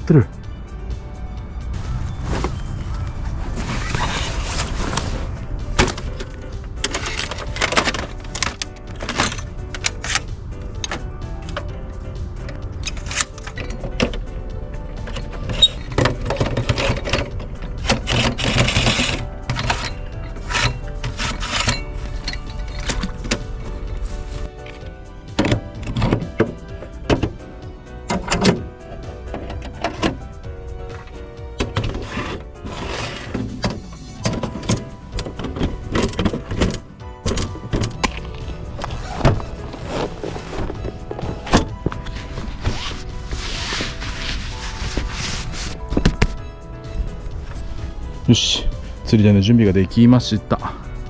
あそこを狙ってと言いたいところですが、こっちの方が魚っ気があるので一番短い6尺にしてみます。いや、もう初っ端から12やってみるか。手前に見えるのって今まで釣れたことないんで、あそこ狙ってみます。もういきなり。そのためなら岸狙い。いやでもな、手前も楽しいよ。手前を狙うか奥を狙うか、何にせよ釣りをしなきゃ始まらないのでスタートしていきます。かなり久しぶりの軽線機器を12尺を使っていきます。仕掛けはですね12号なかったので13号をちょっと詰めて使っていこうかと思います。五花落としの美味しい水飲みませんよ。美味しい水っつったって。よいしょ。コンパクトタオルを吸水、キューって泣いてた。おお、吸水も早い。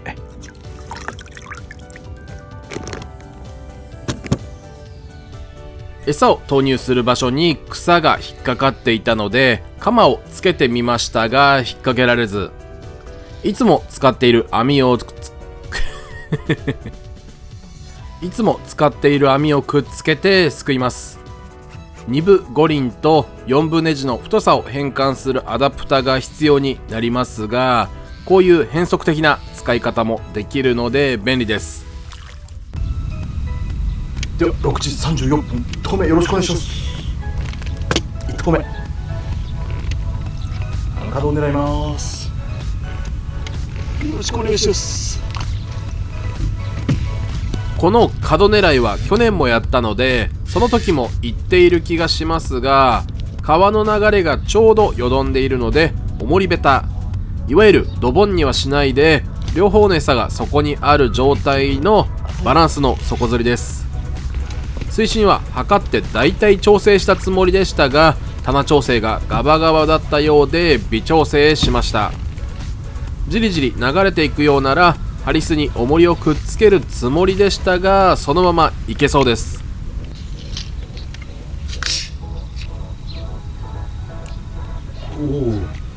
去年このポイントに来た時はもう少し季節が進んでいて周りの草が稲花粉をボワボワと飛ばしている時期でしたが、今年はまだ新芽というか生えたての状態なので花粉症の身としては助かります。それにこの辺りはヘビが多いんですよね。去年も3匹、ヘビってどういうカウントなんだろう、3匹くらいのヘビに遭遇しまして、毒のないヘビならいいんですが、この五花あたりはマムシもいるという話なので用心が必要です。もちろんこちらから攻撃をしなければいいんですが、置いていたバッグやバッカに入り込んでいたり、釣り台の下やバッグの下に潜り込んでいたら片付けの時に結果的に刺激してガブリと、そういうこともありえますので、利根川も気をつけますが皆さんもお気をつけください。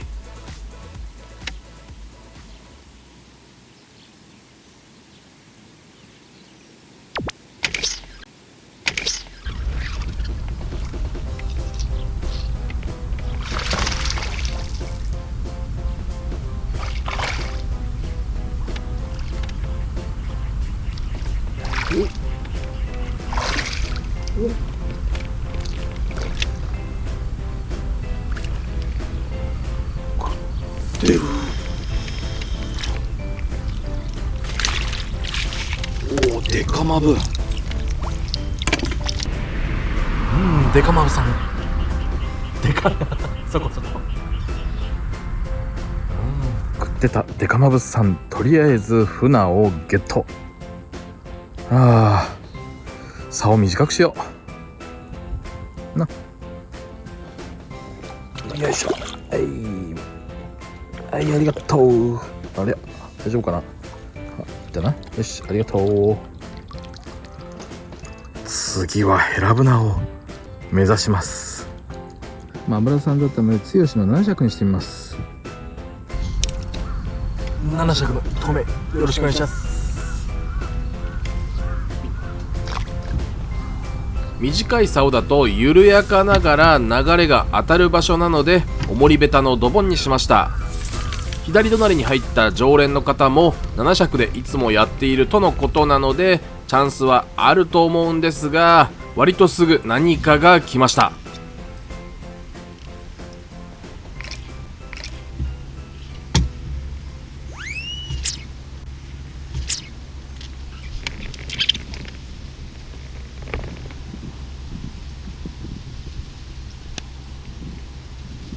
わー、これもまたトップ折れた。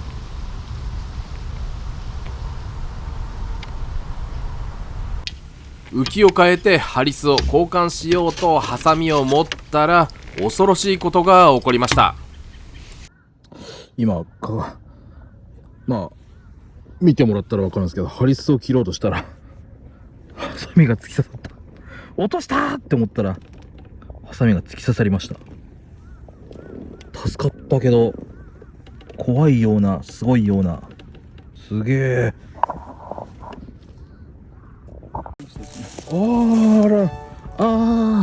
いいですね。おめでとうございます。竿の向きは微調整できますが、思いっきり手前の岸を狙いたかったので釣り台の設置をし直します。以前は面倒くささが勝っていましたが、今は釣りたい気持ちが勝っているようです。パラソルもさして暑さ対策もバッチリ。手前を狙っていきますが、あまりにも反応がありません。浮きゴミを溜めて影を作ったら少しはマシになるかなと思い、玉の上を対岸にかけてみましたが、案外ゴミはたまらずちょっとよどむ程度。しばらくして片付けてしまいましたが、昼寝もしないで釣りを続けていたものの、右手前に生えた草の横は反応なし。対岸のよどみをまた狙ってみましたが反応なし。常連の方もお昼過ぎには帰ってしまい、最後は若干やけくそで流れのある本流側を狙いましたが、残念ながら最後まで反応はなし。当たりが全くないのはさすがにくじけてしまいました。さて3日後の朝、少しポイントをずらして準備していきます。今日は釣れるんでしょうか。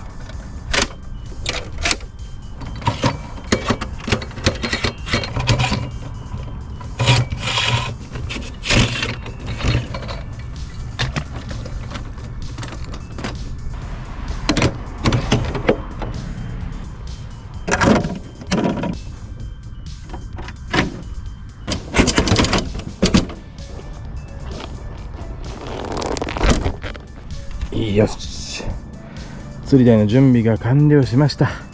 めちゃくちゃたまんねえよこれ。いい雰囲気です。じゃあ残りの準備をしていきます。よいしょ、美味しい水確保。久しぶりの X7 尺。キラキラ光ってかっこいい。一通り準備が終わったので1投目をやっていきます。よろしくお願いします。今日はマッシュ系の餌でテンポよく角を狙っていこうと思っています。流れがよどんでいるおかげで重りベタにしなくても大丈夫そうです。鮭のおにぎりと久しぶりに見た煮卵、あとは 100% のオレンジジュース、どれも利根川の好物です。さてなんだかんだで1時間以上反応がなく、思い切って流れの当たるところへ重りベタのドボンで突っ込んでみることにしました。浮きにもう少し通り過ぎる魚とかそういう気配があれば続けられるんですけどね。さっきの水深は80センチ70センチそのぐらいでしたが、最近この辺りを掘り直したそうで、ドボンとはいえ1メートル以上のそこそこの水深があります。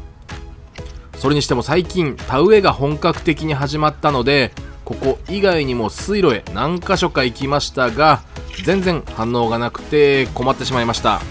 浮きの動きがふわっと沈んだりして、なんとなく魚の気配が現れました。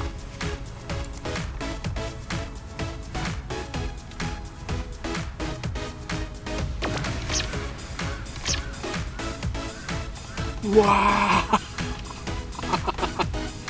これはやってしまったよ。でかい。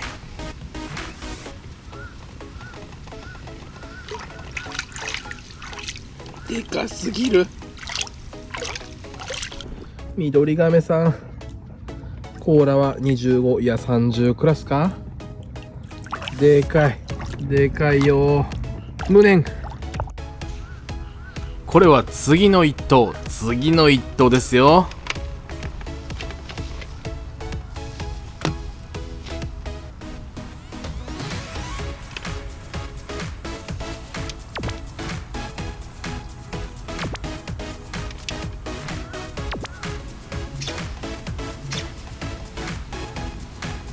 合わせた瞬間、竿から伝わってくる感触、コクンコクンと魚の感触ではなく、ぬるーっと重い何かが引っかかったような。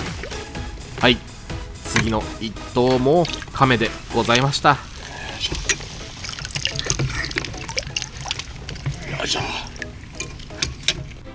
この時期になると毎回言ってるような気がしますが、本当にここ最近亀が増えました。そして釣れる亀が大型化しました。ミシシッピアカミミガメ、いわゆる緑ガメは小さいと可愛いんですが、大きいと爪も鋭いし、噛む力は強いし、サルモネラ菌も保有しているという話なので、もう怖いったらありゃしません。こういう周りが土になっているような水路では産卵もしていて、どんどん増えていくんでしょうね。改めてミドリガメのウィキペディアを眺めていたんですが、レンコンの食害とあるので、地元の慈恩寺親水公園で一面に生えていたハスがきれいさっぱりなくなってしまったのは、ミドリガメの増殖も要因なのかなと思いました。実際カメが増えていて産卵して増殖している上に、ハスが減り始めたのはヒシの除去をした翌年でした。今までヒシを食べていたカメがハスを食べ始めたという仮説が成り立ちそうですが、アサザとネオネコチノイド系の農薬、その辺はまだまだ語り足りないんですが、特に求められてもいない釣り動画だったのを忘れていたので、間もなく浮きが動きますという予告をして一旦ドロン。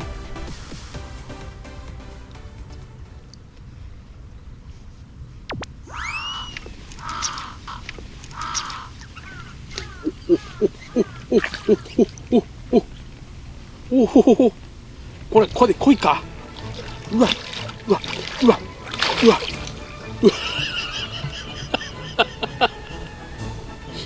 でかすぎでしょ。あーたでかすぎでしょ。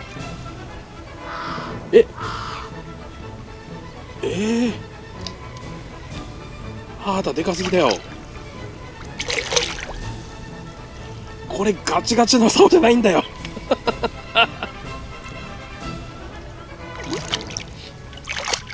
い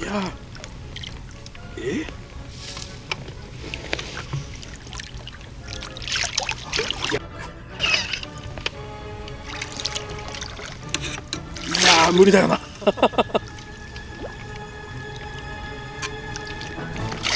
う考えても無理だよな。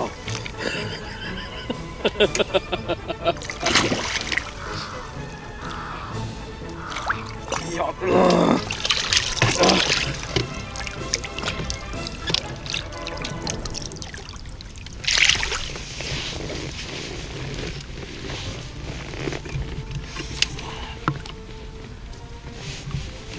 いしょ。よいしょ。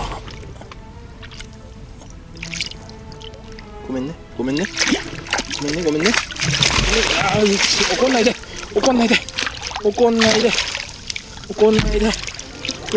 今ほら離すから。待って。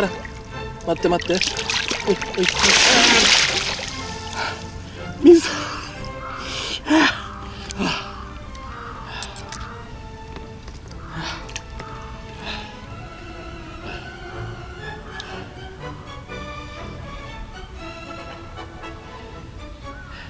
あれはダメだよ。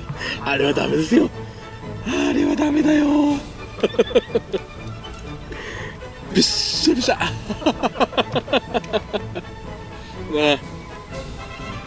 いや。なんか今そこで波紋が出ました。どう考えてもでかい波紋だったので、濃いかな。今回使わなかった動画を垂れ流ししつつ、今日の感想ですが、今年もヘラブナを仕留められませんでした。でも何よりも今日驚いたことは、先代のマジョーラみたいな色のヘラ X はガチガチだったと聞きますが、現行のヘラ X7 尺が予想以上に強かったです。気持ちですよ。あくまで気持ち、利根川の感覚の話にはなりますが、7尺に限って言えば3本継ぎの X に対して剛は2本継ぎなので、継ぎ数が多い分 X の方が強く感じました。実際ヘラ X の重量は全体的に剛よりも重くて、握りの糸と樹脂という違いはあるかもしれませんが、竿の重心が手前に来ている感じがするので、発尺 X の発尺がちょっと試してみたくなりました。ただ X の11尺は4本継ぎで、それも持っているんですが、そんなに強さを感じないので、竿は長さによって得意不得意の領域があるんだなぁとさらに実感しました。ということで、この動画を確認している間に、利根川は道糸3号、ハリス 1.5 号の仕掛けをせっせと作っているので、チャンネル登録をしてどこに行くのか次の動画をお待ちください。ということで、本日もここまでご視聴いただきありがとうございました。高評価ポチリとよろしくお願いします。ではではまた次の動画でお会いしましょう。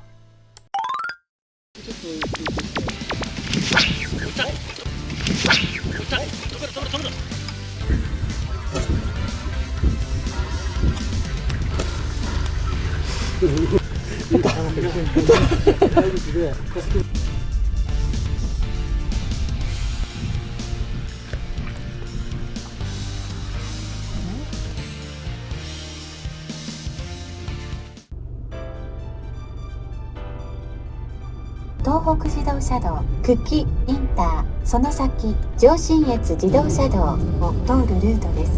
実際の交通規制に従って走行してください。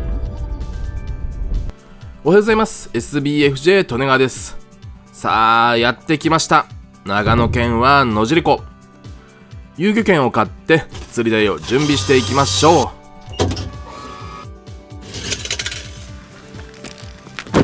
本当はここで遊漁券を買って別の場所へ行くつもりだったんですが、長野県に住んでいる知り合いの黒岩さんという方が、ちょっと今日釣りできなくなっちゃったからよかったらここで釣りすると言っていただきまして、そうそうできるもんではないのでありがたくやらせていただくことにしました。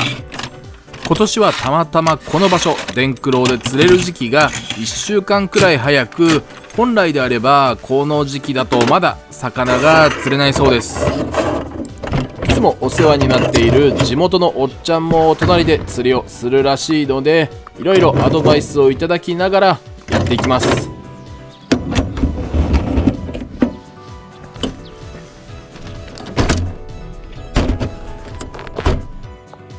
はい、釣り台の準備が終わりました。自販機で買えるのはいいですね。では残りの準備をしていきます。あそこ狙い。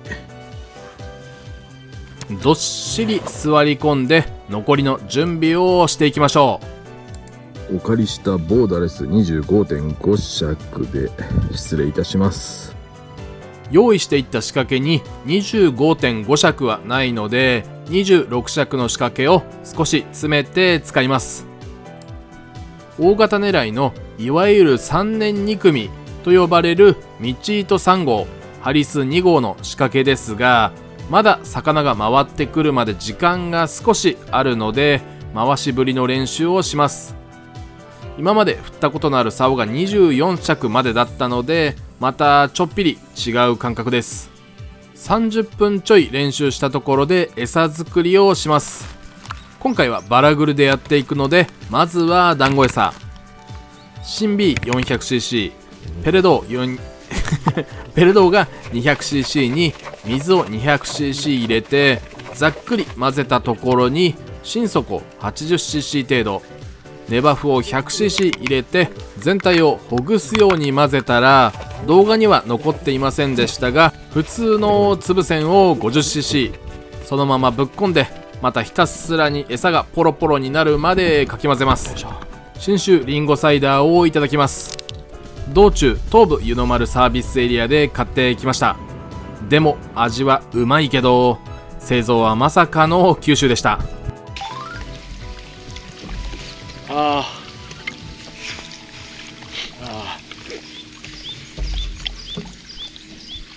よし、じゃあよろしくお願いします。頑張るぞ。でかいの釣れます。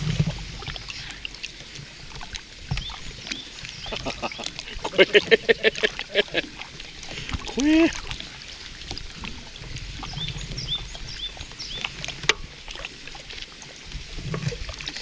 水深は約1メートルくらいでしょうか。竿の長さが 25.5 尺、だいたい 7.6 メートルなので、竿と同じ長さの仕掛けがついていることを考えると、もう14メートルくらい先に浮きが立っています。こうやってズームすると普通に見えますが、ついている浮きは直径 10mm、 長さ 10cm、 長さっていうのはボディですね。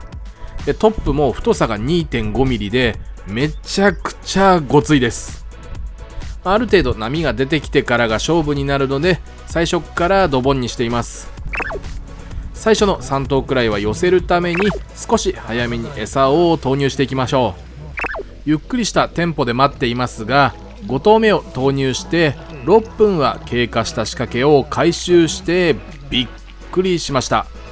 なんとバラケ団子のお釣りがついてきました。そういう餌です。朝ごはんはセブンの山賊焼きおにぎりいただきます。景色も相まってめっちゃくちゃ美味しくて、これからも買おうと思ったら、埼玉には売っていないどころか長野県限定なんてこったという話をしている間に、開始から小1時間9頭餌を投入したので床休めというのも、まだまだ風が弱いのと、今年は朝まずめに動かないそうなので、まあ休憩です。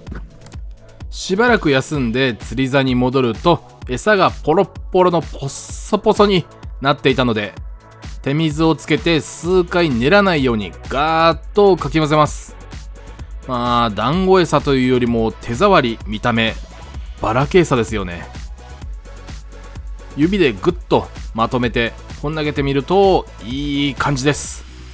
水が本当に美味しい水、飲めてしまうぐらい澄んでいますが、落ちていく感じめちゃくちゃいい感じですね。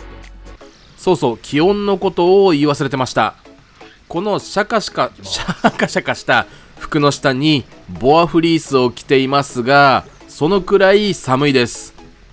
埼玉の時は T シャツにこのシャカシャカした服を着ているくらいで大丈夫でした。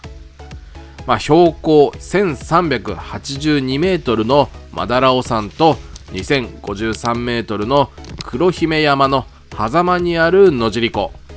今国土地理院で調べましたが、漁協がある伝九郎は標高657メートル。そりゃ寒いですよね。これは4月の中旬、野尻湖はナウマンゾウの発掘で水を一旦下げるんですが、今年の発掘が終わってじりじり水をあげている禁漁期間の野尻湖へ下見に行った時の映像ですが、雪が降ってきてびっくりしました。日中太陽が昇ってきてぐんぐんと気温が上昇するわけではありませんが、日差しが暑くて半袖になりました。ただ日焼けで体力を奪われるのも嫌なので、上着を着て日焼け止めを塗りました。というのも 3,4 日野尻湖にいる予定なので、できる限り日焼けで体力を消耗したくありません。かといってパラソルを刺そうにも竿の長さが長く、もしそれが記録的な魚だった時、それを逃してパラソルのせいだったなんていうのは涙が出てきます。文句を言ったところで逃してしまった魚は帰ってきません。とりあえず 3,4 日いるので長丁場を覚悟していました。そう、落ち着いてもいない頃、その時は突然やってきます。休憩明けからまた小1時間餌を投入したので、床休めでもしようかなんて話をしていた時でした。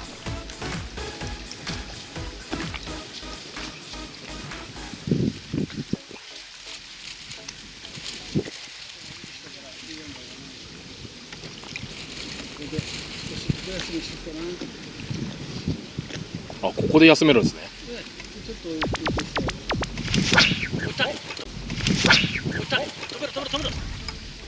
それじゃ残さんちゃう。その溜めてればいいか、溜めてれば。はい。溜めてれば。ゆっくりね、ゆっくりね。それからね、起こしてくれば大丈夫。ここまで来るから。あれ？はいはい。見てくれていいですか？いいですか？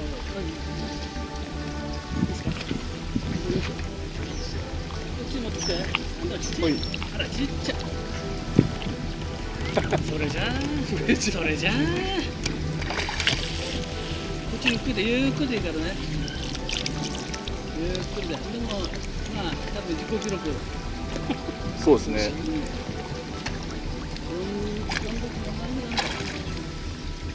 ゆっくりでいいからゆっくり。あ、マブないとはなんか随分。あ、ヘラヘラヘラ。すごい音したね。ビシュッと。ビシュッとゆっくりでゆっくりでゆっくりで頭上げてゆっくりゆっくりゆっくりゆっくりね。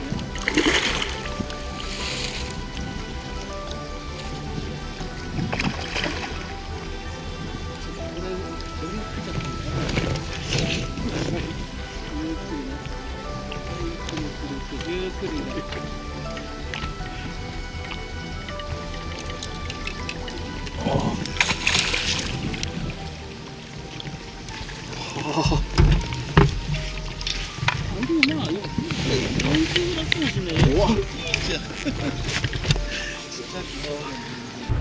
いやいやいや。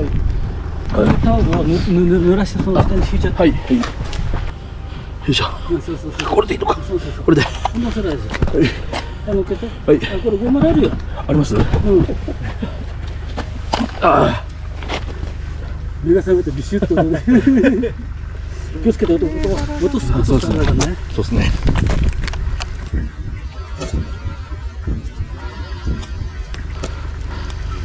50いった。52あんじゃん。52って伸ばしたら 5？ 52.5 だ。もう今度終わったよ。ああ。頭くっつけーの。こっちで。いや 52.5 ある。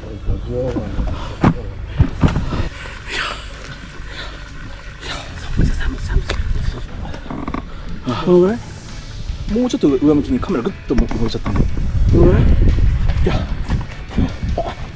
あ、でも卵はやっぱ出ないですね。そう、食うやつは。食わないから。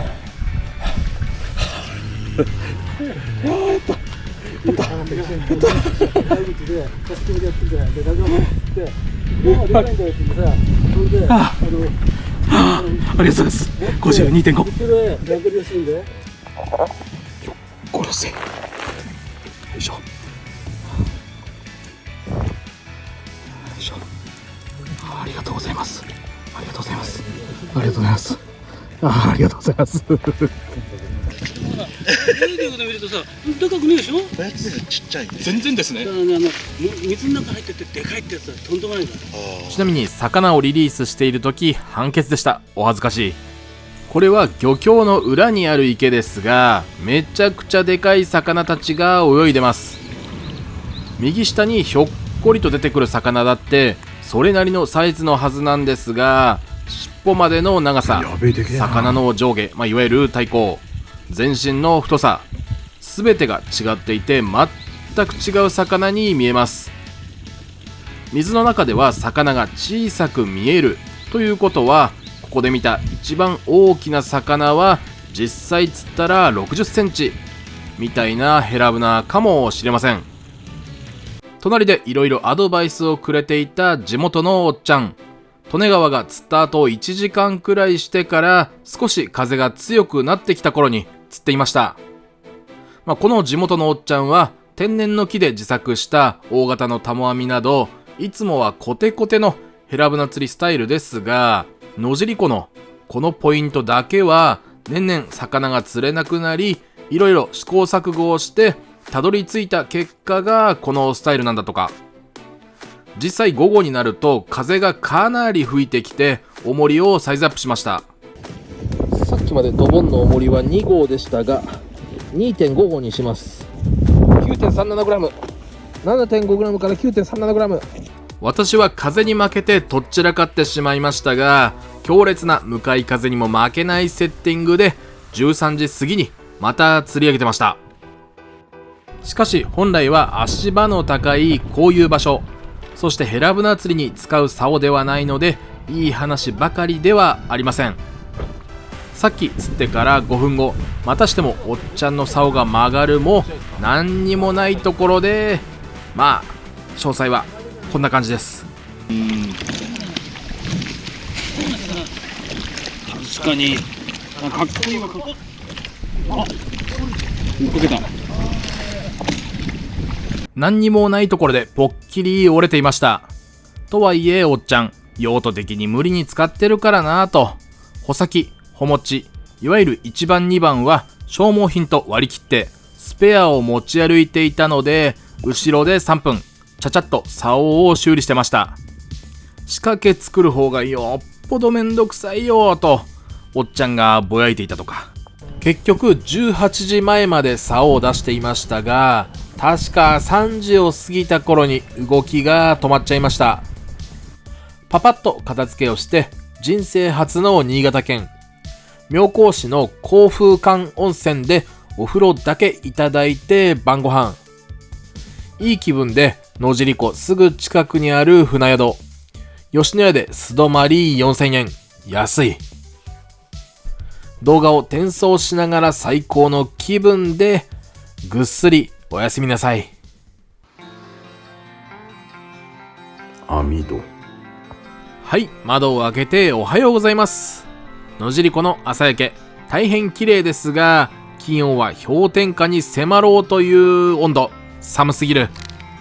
パパッと準備をして、昨日と同じ餌を作ったらコンパクトタオルを吸水してます。前日使った分は餌にかぶせてグルテンが乾かないよう保湿で使っております。餌を作った時の水なので手についた餌が溶けて濁ってました。失礼。ポロリと落としてしまいましたが、ほとんど汚れてなくてよかった。今日も山賊液を送っていきます。釣り座にどっかり座って、まずは日焼け止めをたっぷり塗ります。というのも1日目の日焼けが予想以上にすごくて、動画で見ても顔がこんがりと焼けています。すみません、こちらも一投目よろしくお願いします。よろしくお願いします。今日ももう一枚。もう一枚、そうですね。じゃあ失礼します。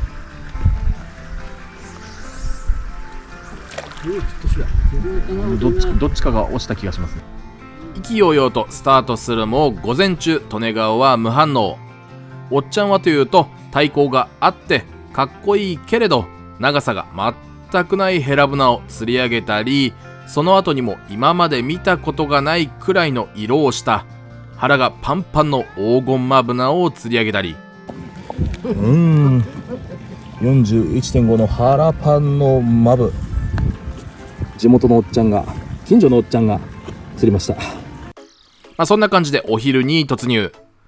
私はというとお昼過ぎに竿は曲がりましたが、すみません、ウグイに引っ掛けてしまいました。残念、ごめんね。床休めも兼ねてセブンイレブンへ行って、体をクールダウンします。そうそう、野尻湖のあの場所はとても狭く漁協の私有地になっていますので、一番近くの駐車場は町営野尻湖第2駐車場になります。右腕に疲れが溜まってコントロールもほとんど効かなくなり、そのせいか夕方まで何もなくお片付け。竿を貸してくれた黒岩さんが寒さにやられながらも頑張っていました。ということで晩ご飯は野尻湖で採れたワカサギが食べられるお店、食堂一茶食堂にやってきました。ちなみに昨日は水曜日だったので定休日。ここに来てワカサギ定食を食べると思うじゃないですか。でも嫌ね、もうとんかつが食いたくて、揚げたてのサクサクしてるとんかつが食いたくて、ご飯も大盛りにしました。めちゃくちゃ美味しかったです。ただなんでワカサギを食べなかったかというと、雪が降った日下見をしに来たと言いましたが、その時すでにワカサギ定食を食べていたのです。唐揚げ定食と迷って単品注文できると気が回らずに両方頼んでしまいましたが、ギリギリ入りました。ただキャベツは残してしまいました。ごめんなさい。今回はキャベツも全て平らげました。